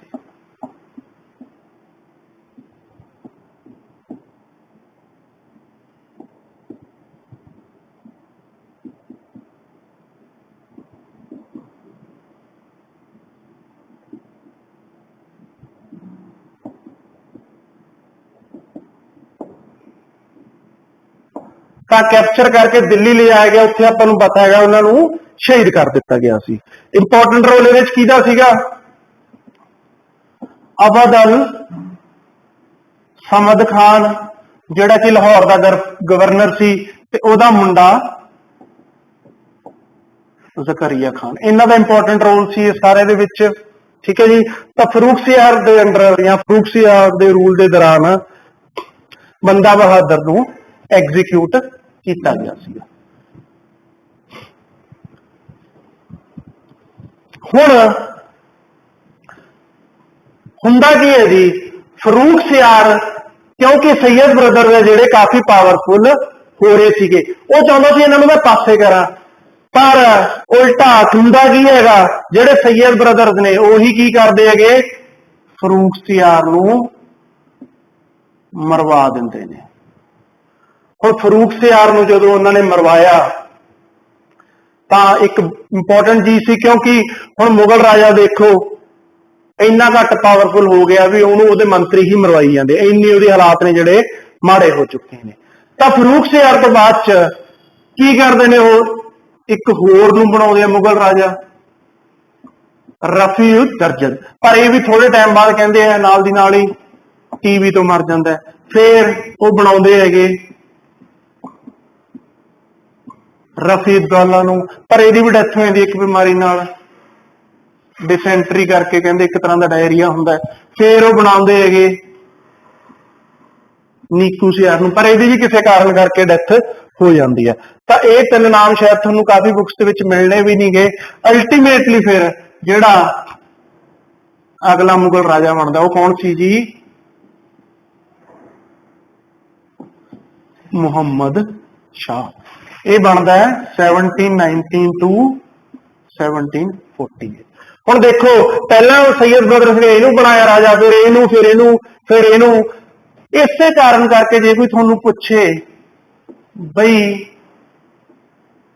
ਕਿੰਗ ਮੇਕਰਸ ਕੌਣ ਹੋਏ ਨੇ, ਤਾਂ ਸੈयद ਬ੍ਰਦਰ ਨੂੰ ਹਿਸਟਰੀ ਦੇ ਵਿੱਚ ਕਿੰਗ ਮੇਕਰਸ ਦੇ ਨਾਮ ਨਾਲ ਵੀ ਜਾਣਿਆ ਜਾਂਦਾ ਹੈ। ਠੀਕ ਹੈ ਜੀ। ਤਾਂ ਇਹ ਫੈਕਟ ਵੀ ਯਾਦ ਰੱਖਣਾ ਹੈਗਾ।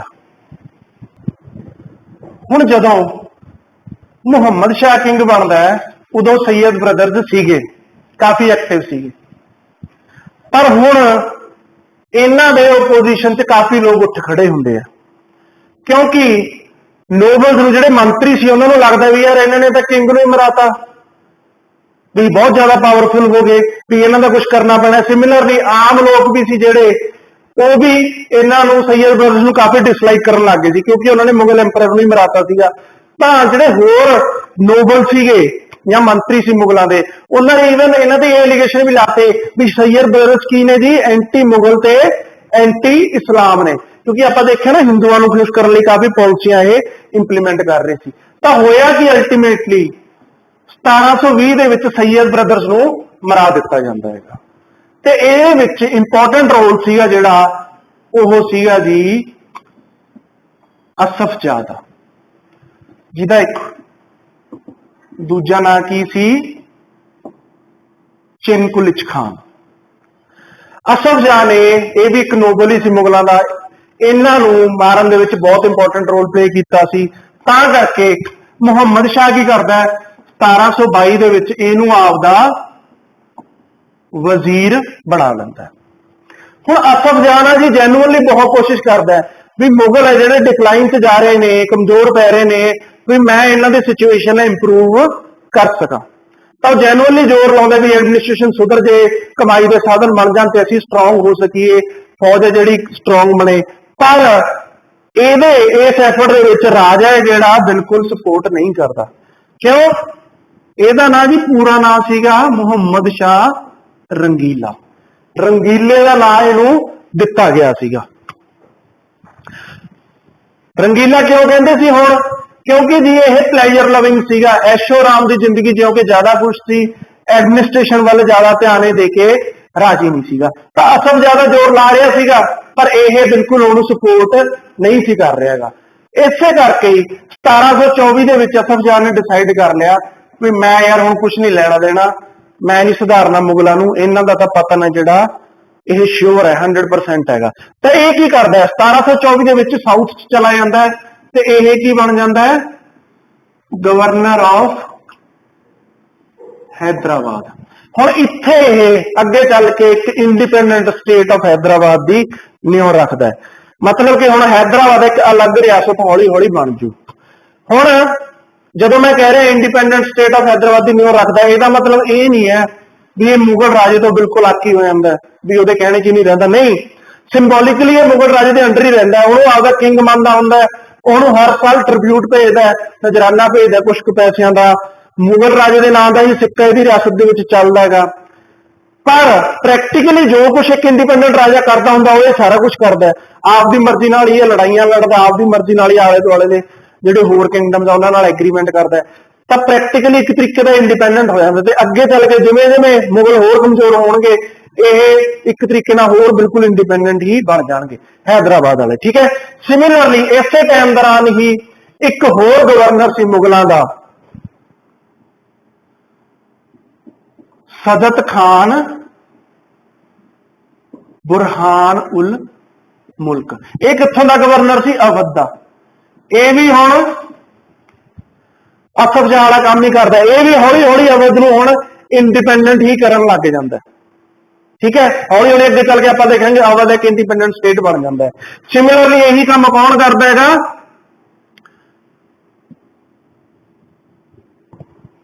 मुर्शिद कुली खान। यह बंगाल दे विच काम करता है। ये बंगाल सूबे दे विच हौली हौली आपदी इंडिपेंडेंट किंगडम कार्व आउट कर लैंदा है।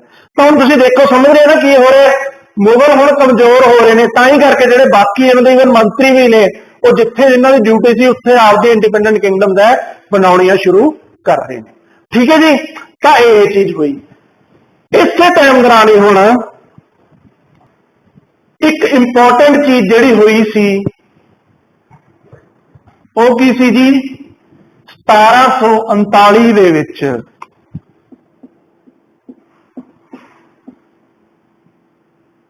नादिर शाह का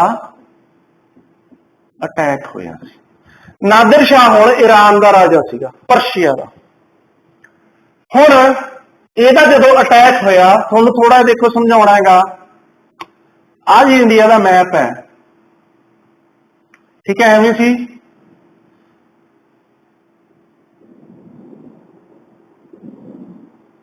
ठीक है, एवें इंडिया है। उस टाइम आ पाकिस्तान भी सीगा विच। हुण तुहानूं पता इंडिया ते नॉर्थ तो अटैक करना तो औखा है, क्योंकि ने हिमालय ने, इधर भी माउंटेन्स ने, इधर की है समुद्र हैगा। तो उस टाइम इन्नियां नेवियां किसी दी स्ट्रॉन्ग नहीं सी भी नेवी थ्रू तुसीं फौज ले आओगे। तो अल्टीमेटली अटैक है जिहड़ा इधर नॉर्थ वैस्ट चो ही करना पैंदा सी। अच्छा, नॉर्थ वैस्ट च भी माउंटेन सी, इधर हिंदू कुश सी, इधर सुलेमान रेंज सी, इधर किरतहार रेंज सी, इधर भी माउंटेन सी। पर इन्हां माउंटेन रेंजेस दे विच कुछ पास सीगे, कुछ लांघे सीगे जित्थों दी अटैक करना सौखा सी। एडी वड्डी फौज है जित्थों दी ले आनी सौखी सी। तो इंडिया च थ्रू आउट हिस्टरी जिन्ने भी अटैक, जिन्ने भी इन्वेडर, जिन्ने भी धाड़ भी आए ने, सारे नॉर्थ वैस्ट चो ही आए ने, अलैगजेंडर के टाइम तो लैके। तो हुण जिहड़ा भी कोई राजा इंडिया च रूल कर रहा होया हुंदा सी, उहने जे इंडिया नूं सेफ रखना है, ਉਹਦੇ ਲਈ बहुत जरूरी हुंदा सी आ जिहड़े लांघे ने कुछ किथे उन्हां ते आपदी फौज रखी जावे, फिर ही तुसीं इंडिया नूं गार्ड कर सकदे सी। तां मुगलां दे विच बेसिकली आह सारा एरिया जिहड़ा मुगलां दे कंट्रोल च सीगा। इन्हां पहाड़ां दे इस साइड सीगा काबुल, तां काबुल भी मुगलां दे कंट्रोल दे विच सीगा। ताई करके पहला आपां देखिआ मुगलां दे टाइम दौरान इंडिया ते किसी का अटैक करना पॉसिबल नहीं सीगा, बहुत औखा सीगा, होया भी नहीं किसी का। ठीक है, पर हुण आपां देखिआ औरंगजेब तो बाद च मुगल जिहड़े पतन वल जा रहे ने, तां इत्थे इन्हां ने कोई ज्यादा ध्यान दिता नहींगा। इत्थे की चल रहा है, की हो रहेगा, ज्यादा ध्यान दिल्ली च बैठे मुगल राजियां ने दिता ही नहींगा। तां जदों नादिर शाह आया बेसिकली वो बड़े आराम नाल इधर भी क्रॉस करके आ गया। जिहड़े पास सीगे जिवें कि तुसीं सुनिया होना खैबर पास एक बहुत मशहूर, ज्यादातर अटैक इधर दी ही होए है। गोमल पास है, ठीक है, बोलन पास है, इधर दी अटैक पॉसिबल सी। तो यह भी इधर दी ही आया, पर यह आराम नाल ही आ गया, इहनूं किसी ने रोके ही नहींगा, किसी फौज ने रोके ही नहींगा। इनफैक्ट ये भी टप्पा आराम नाल, लाहौर भी आके इहने आराम नाल जित लिया, किसी ने रोके नहीं, कोई ओपोजिशन ही नहीं होएगी। अल्टीमेटली जदों यह करनाल तक पहुंच गया, देखो इधर अज दे हरियाणे च, उदों जाके मुगलों को खबर पई ते फाइनली करनाल दे विच जदों पहुंच गया उदों इन्होंने आपदी फौज भेजी। तां करनाल दे विच मुगलों ते नादिर शाह दे विच बैटल ऑफ करनाल हुई सी ते इहदे विच नादिर शाह की जित हुई सी ते मुगलों की बहुत बुरे तरीके नाल हार हुई सी। इनफैक्ट मुहम्मद शाह जिहड़ा राजा हैगा इहनूं भी इन्होंने बंदी बना लिया सी। ते उस बाद नादिर शाह जी दिल्ली जाता है ते दिल्ली जाके खुल के मुगलों को लुटता है। तुहानूं पता है इस टाइम फेमस एक चीज सीगी कोहिनूर हीरा मुगलों कोले सीगा वो ये लुट के ले जाता है। एक होर फेमस हीरा सीगा दरियाई नूर वो ये लुट के ले जाता है। सिमिलरली पीकॉक थ्रोन सीगा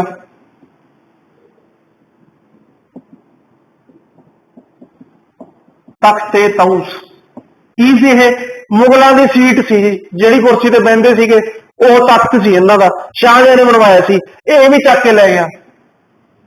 होर दस इदू माड़ा की हो सकदा किसी एंपरर दे लई जिहड़ी तुहाडी सीट है बैठण वाली वो भी कोई लै जे कहंदा नहीं तुसीं बैठण दे काबिल ठीक है ये भी लै गया।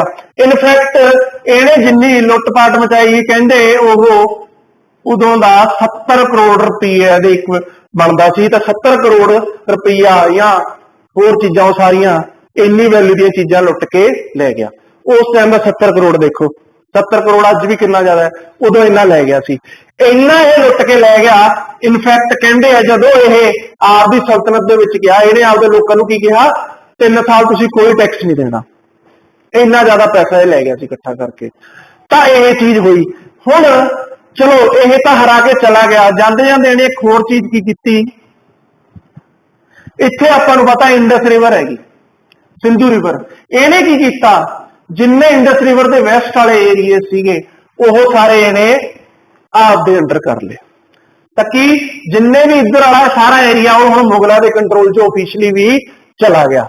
तां की कीता areas west of Indus were annexed. हुण यह एरिया जो इन्हें आपदे कंट्रोल च कर लिया ये रिजल्ट की है इंप्लीकेशंस की बनते हैं। हुण कल नूं की होगा जी क्योंकि आप देखा आह एरिया किसी भी इंडियन पावर के लिए आपदे कंट्रोल च रखना जरूरी सी ताकि कल नूं कोई अटैक ना करे। पर हुण यह एरिया मुगलों के कंट्रोल तो बाहर चला गया। हुण मुगल की हो गए वल्नरेबल कल नूं कोई होर भी जे चाहे उन्हां ते दोबारा अटैक कर सकता है। इनफैक्ट जे ये भी चाहे तो इत्थों आराम नाल अटैक कर सकता है। एक तो यह होया दूजी चीज ऑबवियसली जदों एडी करारी हार नादिर शाह ने दित्ती तां बाकी होर जिहड़ियां इंडियन पावर सीगियां उन्हां नूं सबूत मिल गया यार मुगल आर्मी कहंदे कहाउंदे ने एडा नाम है इन्हां दी ना असल च सिचुएशन काफी माड़ी हो चुकी है जे मैं ना हुंदा तां एडे माड़े तरीके नाल ना हारदे तां होर जिहड़े मराठे सीगे या इवन ईस्ट इंडिया कंपनी अंग्रेज सी उन्हां दा कॉन्फिडेंस बूस्ट हो जांदा है तां कल नूं ओह मुगलों दा इक जिहड़ा खौफ सी हुण ओह पहिलां वाला नहीं रहिंदा गा। ठीक है जी। तां हुण एक जिहड़ा आपां देखिआ इहनूं कहंदे आ मुहम्मद शाह रंगीला ठीक है नैगेटिव जी गल ही सी बट स्टिल इहने कुछ पॉजिटिव कंट्रीब्यूशन भी की। इहने की कीता जी म्यूजिक ते कल्चरल एक्टिविटीज नूं इहने काफी प्रमोट किया म्यूजिक डांस यह चीज़ों इन्हें काफी प्रमोट किया। ये टाइम दौरान उर्दू लैंग्वेज जी काफी डिवेलप हुई। ईवन यह भी कहा जाता है भी जो एंपरर आप है वो आप की सी कथक डांसर सीगा। ठीक है जी।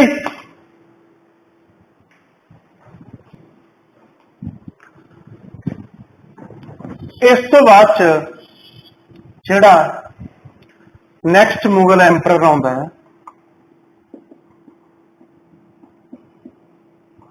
उहदा नाम सीगा अहमद शाह। हुण जिहड़े साल ही किंग बनता उस साल ही इहनूं छापा पै जांदा प्रॉब्लम आती है कि 1748 च अहमद शाह अब्दाली इंडिया ते अटैक कर दिंदा। अहमद शाह अब्दाली हुण ना तो सुनिया हो यह ना असल च नादिर शाह का ही जरनैल सीगा पर हौली हौली यह एक तरीके का इंडिपेंडेंट ही बन जाता है, पर्टिकुलरली उसकी डेथ तो बाद ये आपका अलग अंपायर ही खड़ा करने की कोशिश करता है। तो 1748 अहमद शाह अब्दाली का फर्स्ट अटैक होंगे, पर हैरानी भी यह गल है फर्स्ट अटैक के सैटबैक मिलता है, मुगल इनू वापस मुड़न के कामयाब रहते हैं। तो की होंगे 1748 बैटल ऑफ मानूपुर, मनुपुर की कहना देख लो, सरहद कोले बैटल होंगी है, ये अहमद शाह सक्सैसफुली इनू हरा के वापस मुड़ने कामयाब होंगे। पर अहमद शाह अब्दाली चलो पहले अटैक से तो वापस चला जाता है, पर इन्हें ना जी 1748 तो लेके 67 8 वारी इंडिया ते अटैक किया। तो बस पहली बारी मुड़दा है, बाकी अगली बारी जिन्ने भी आता सक्सैसफुली लुट खो करके वधिया तरीके नाल वापस मुड़दा है। तो इनफैक्ट हौली हौली हुंदा कि आपां देखिया सी इंडस के उधर वाले रीजन तो नादिर शाह ने पहले ही आपदे अंडर कर लए सी, हौली हौली eventually Punjab and Multan are lost. Mughal ने जिहड़े पंजाब ते मुल्तान उन्होंने कंट्रोल च चला जाता है, अब्दाली वर्गियां दे कंट्रोल च यह आ जाता है, उन्होंने कंट्रोल च भी इवेंचुअली नहीं रहा क्योंकि सिख होंगे ने उत्थे, तो उत्थे अलग हिस्टरी है, पर मुगलों के कंट्रोल च इत्थे यह चला जाता है। ठीक है जी। हुण इस टाइम दौरान एक इंपॉर्टेंट चीज की होंगी हैगी, क्योंकि अब्दाली वर्गे अटैक कर रहे हैं, मुगल राजा हुण इन्ना पावरफुल नहीं सी रहा कि उन्होंने फेस कर सके। यह की करता है 1752 ਦੇ ਵਿੱਚ ਇੱਕ एग्रीमेंट कर लेंदा, किहदे नाल? मराठियां नाल। की करदा है बालाजी बाजीराव मराठा पेशवा सी इस टाइम, इहदे नाल एग्रीमेंट करदा है। की एग्रीमेंट? मराठे की प्रॉमिस करते हैं भी असीं मुगलों नूं हुण तो प्रोटेक्ट असीं करांगे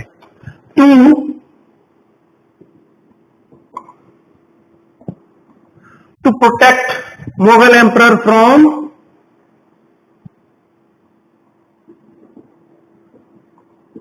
internal and external threats. Not only internal, internal यानी कि जे इंडिया के अंदरों भी कोई तुहानूं तंग कर रहा है उन्होंने खिलाफ भी तुहानूं बचावांगे, ते एक्सटर्नल जिवें कि बाहरों अब्दाली वर्गे आ रहे उन्होंने खिलाफ भी असीं तुहाडी प्रोटेक्शन करांगे।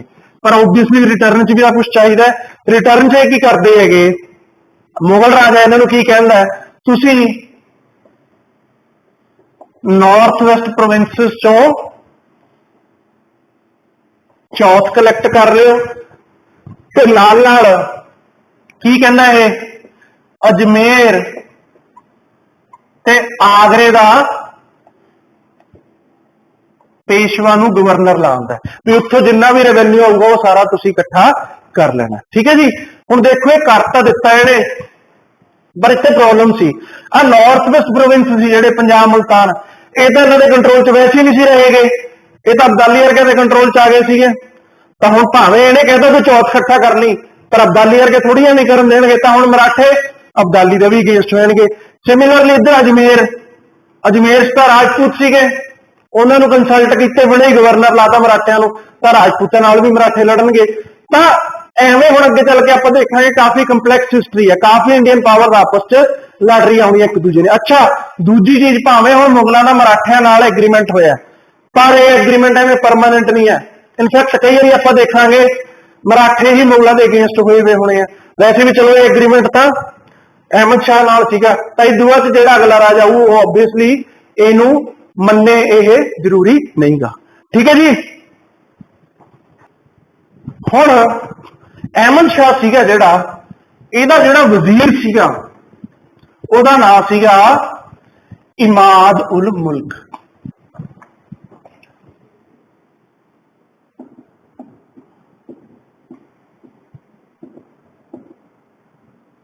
हुण अगेन ये भी जिवें आपां देखिआ काफी पावरफुल सीगा, ये इवेंचुअली की करूगा अहमद शाह नूं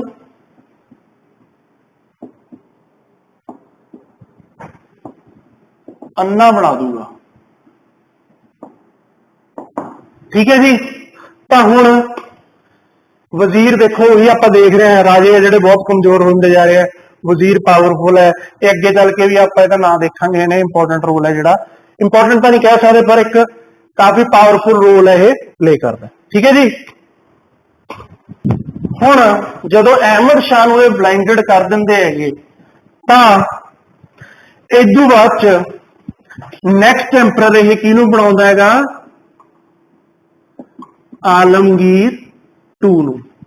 ये कदों तो कदों तक रहिंदा है 1754 to 59। आलमगीर पहला किहड़ा सी, औरंगजेब का ही ना आलमगीर भी सी, तो आलमगीर फर्स्ट औरंगजेब सीगा। तां हुण इमाद उल मुल्क ही आलमगीर टू नूं गद्दी ते बिठाउंदा है। हुण इहदे टाइम दौरान इंपोर्टेंट की हुंदा है, 1757 हुंदी है बैटल ऑफ प्लासी, पर इहदे च इन्हां दा कोई ज्यादा इंपोर्टेंट रोल नहीं सी। 1757 दे विच ही की हुंदा है, अब्दाली फिर अटैक करता है ते दिल्ली पहुंच जाता है। पर दिल्ली आके ना जी अब्दाली की करता है, सब आलमगीर टू है जिहड़ा अब्दाली नाल वधिया रिलेशन बनाउण दी कोशिश करता है।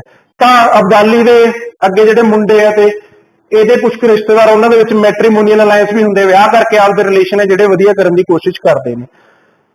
तो अब्दाली की करता, अब्दाली के रिलेशन इतने इंप्रूव हो जाते, आलमगीर टू नूं कहंदा ठीक है मुगल राजा तो तू ही रहेगा, पर यह आपदा ना एक बंदा दिल्ली च छड्ड जांदा नजीब उद्दौला, भी तू यार ध्यान रखी इत्थे मुगल राजा ठीक है अपने कहने चों बाहर ना होवे। पर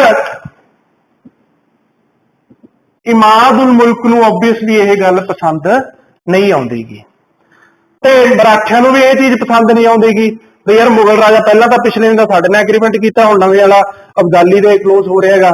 उस साल ही मुगल की करते ने, सॉरी मराठी की करते हैं, दिल्ली नूं सीज कर लैंदे ने, किहदे अंडर, रघुनाथ राव के अंडर। जदों अब्दाली जाता उवें ही मराठे है जिहड़े दिल्ली नूं सीज कर लैंदे ने, ते एंपरर है जिहड़ा उहनूं भज्जना पै जांदा है, ते एंपरर भजदा है, ठीक है दिल्ली चों निकल जाता उन्हां दे अटैक के दौरान। ते इस तो बाद च इमाद उल मुल्क एक नवा एंपरर बनाउंदा है, शाहजहान थ्री। यह इमाद उल मुल्क का बंदा हुंदा, बट अगेन मराठियां नूं भी नहीं पसंद हुंदा, मराठे इहनूं भी साइड ते कर दिंदे ने, डिपोज्ड बाय मराठा। तो इवेंचुअली इस बाद च जिहड़ा एंपरर बनता है अगला वो किहड़ा सी जी, शाह आलम टू। ये हुण 1759 तो 1806 तक एंपरर रहिंदा हैगा। हुण शाह आलम टू जदों किंग बनता है, ये ना शुरुआती साल आपदे दिल्ली तो बाहर ही रहिंदा है। दिल्ली च इमाद उल मुल्क अर्गे एक्टिव हुंदे ने, ठीक है, होर बड़ा कुछ चल रहा हुंदा है। यह शुरुआत दे विच कोशिश की करता है, बंगाल ते बिहार नूं आपदे कंट्रोल दे अंडर लैके आउण दी कोशिश करता है। उस टाइम तक इत्थे ईस्ट इंडिया कंपनी काफी मजबूत हो चुकी सी। ये चाहता भी ये दो एरिए, क्योंकि इन्हां तो कमाई बहुत हुंदी सी, इन्हां नूं मैं आपदे कंट्रोल दे अंडर लैके आवां, फिर मेरी पोजीशन जिहड़ी ज्यादा स्ट्रोंग होगी। तो इवेंचुअली देखो शुरुआती साल दिल्ली तो बाहर ही रहिंदा हैगा। तां 1764 दे विच हुंदी है जी बैटल ऑफ बक्सर, जिहदे च ईस्ट इंडिया कंपनी हुंदी एक पासे, दूजे पासे तीन इंडियन पावरां हुंदियां गईयां, एक तो मुगल ऑब्वियसली, शाह आलम टू, फिर होर कौन हुंदा है,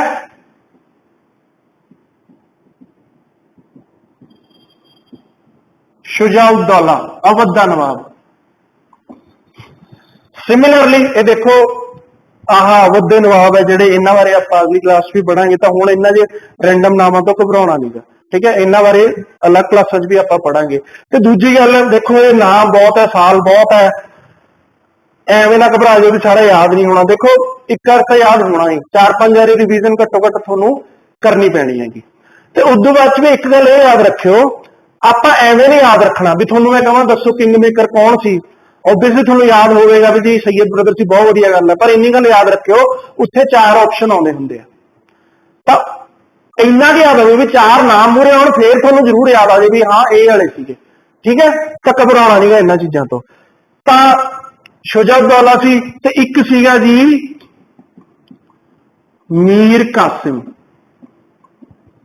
बंगाल दा नवाब। तां ਇਹ बैटल हुई सी, ਇਹਦੇ ਵਿੱਚ ईस्ट इंडिया कंपनी ਜਿੱਤ गई ਸੀਗੀ, अंग्रेज ने ਜਿਹੜੇ ਜਿੱਤ ਜਾਂਦੇ ਹੈਗੇ।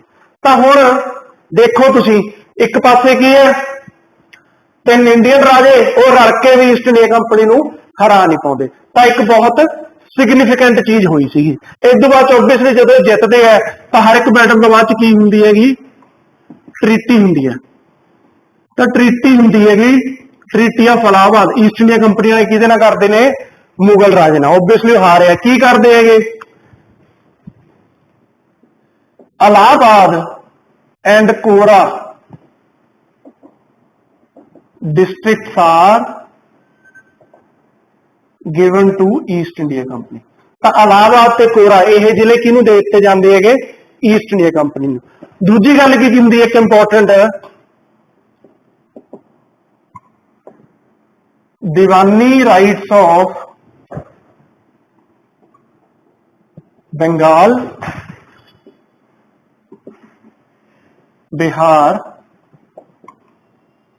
And Orissa are given to East India company.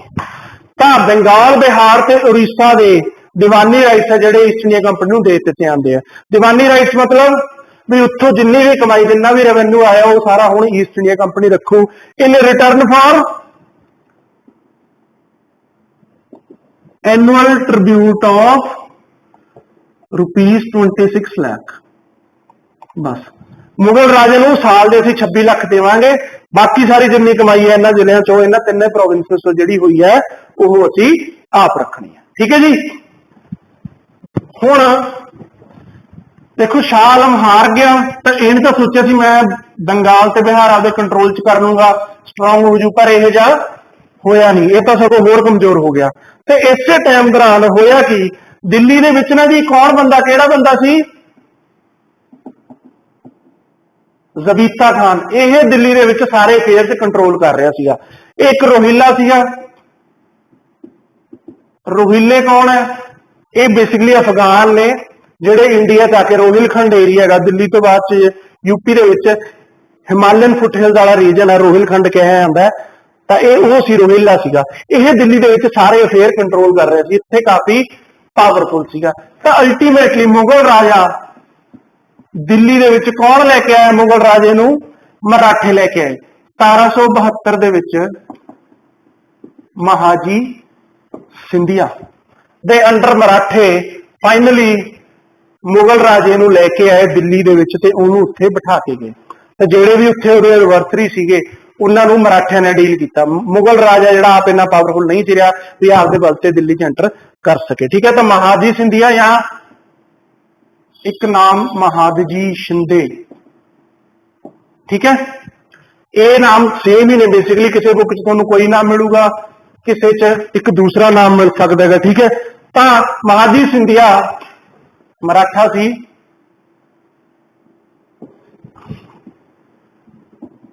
Helped Shah Alam to get back his throne. तो हजे तक बेचारा कहने मुगल राजा सी पर भज्या फिरदा सीगा, ठीक है जी।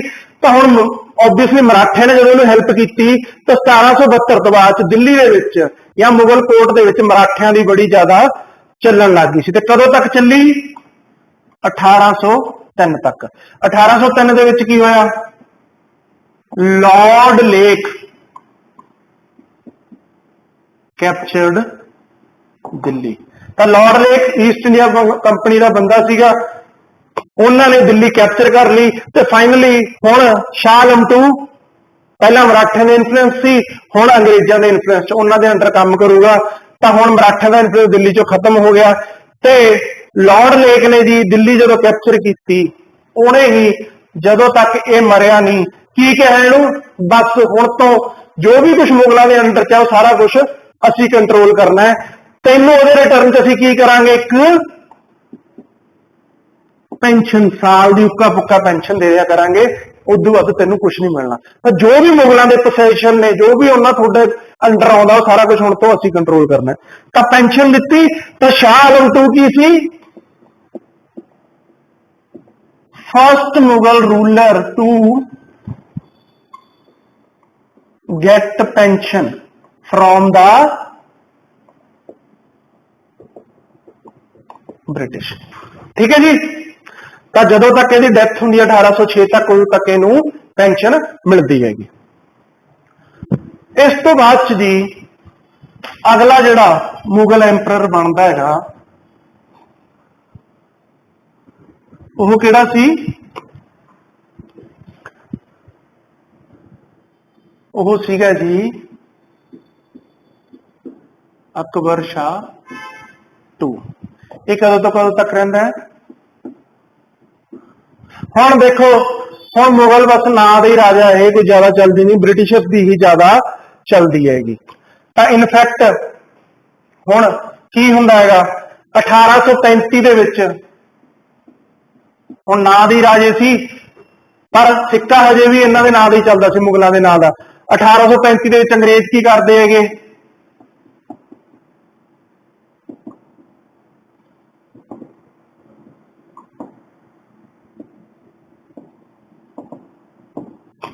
ਜਿਹੜੇ सिक्के भी चलते सी, वैसे तो सिक्के चलने वाले ये नहीं है भी कुछ होंगे भी हाँ बहुत पावरफुल सी, पर फिर भी चलो एक प्रस्टीज नाल चीज जुड़ी होंगी है। हुण मुगलों के जिहड़े सिक्के सी वो भी बंद कर दिते जाते हैं। ते अकबर शाह नूं लॉर्ड हेस्टिंग्स, अगे भी नाम आऊगा, ये गवर्नर जनरल हुंदा है, ये की कहंदा है भी यार हुण तो बस तिन्ने जिन्ने भी टाइटल सी, जिहड़ी भी पेंशन वगैरह सी, हुण सारी तुहाडी असीं बंद कर देनी है। जदों एवें कहंदा हैगा तां इहनूं ओबवियसली प्रॉब्लम होगी, हुण पेंशन ही तो एक मिलदी सी, होर तां कुछ रह भी नहीं सीगा इन्हां कोले। तां इह आप दी गल रखण लई किहनूं कहंदा है, राजा राम मोहन रॉय नाम सुनिया ना,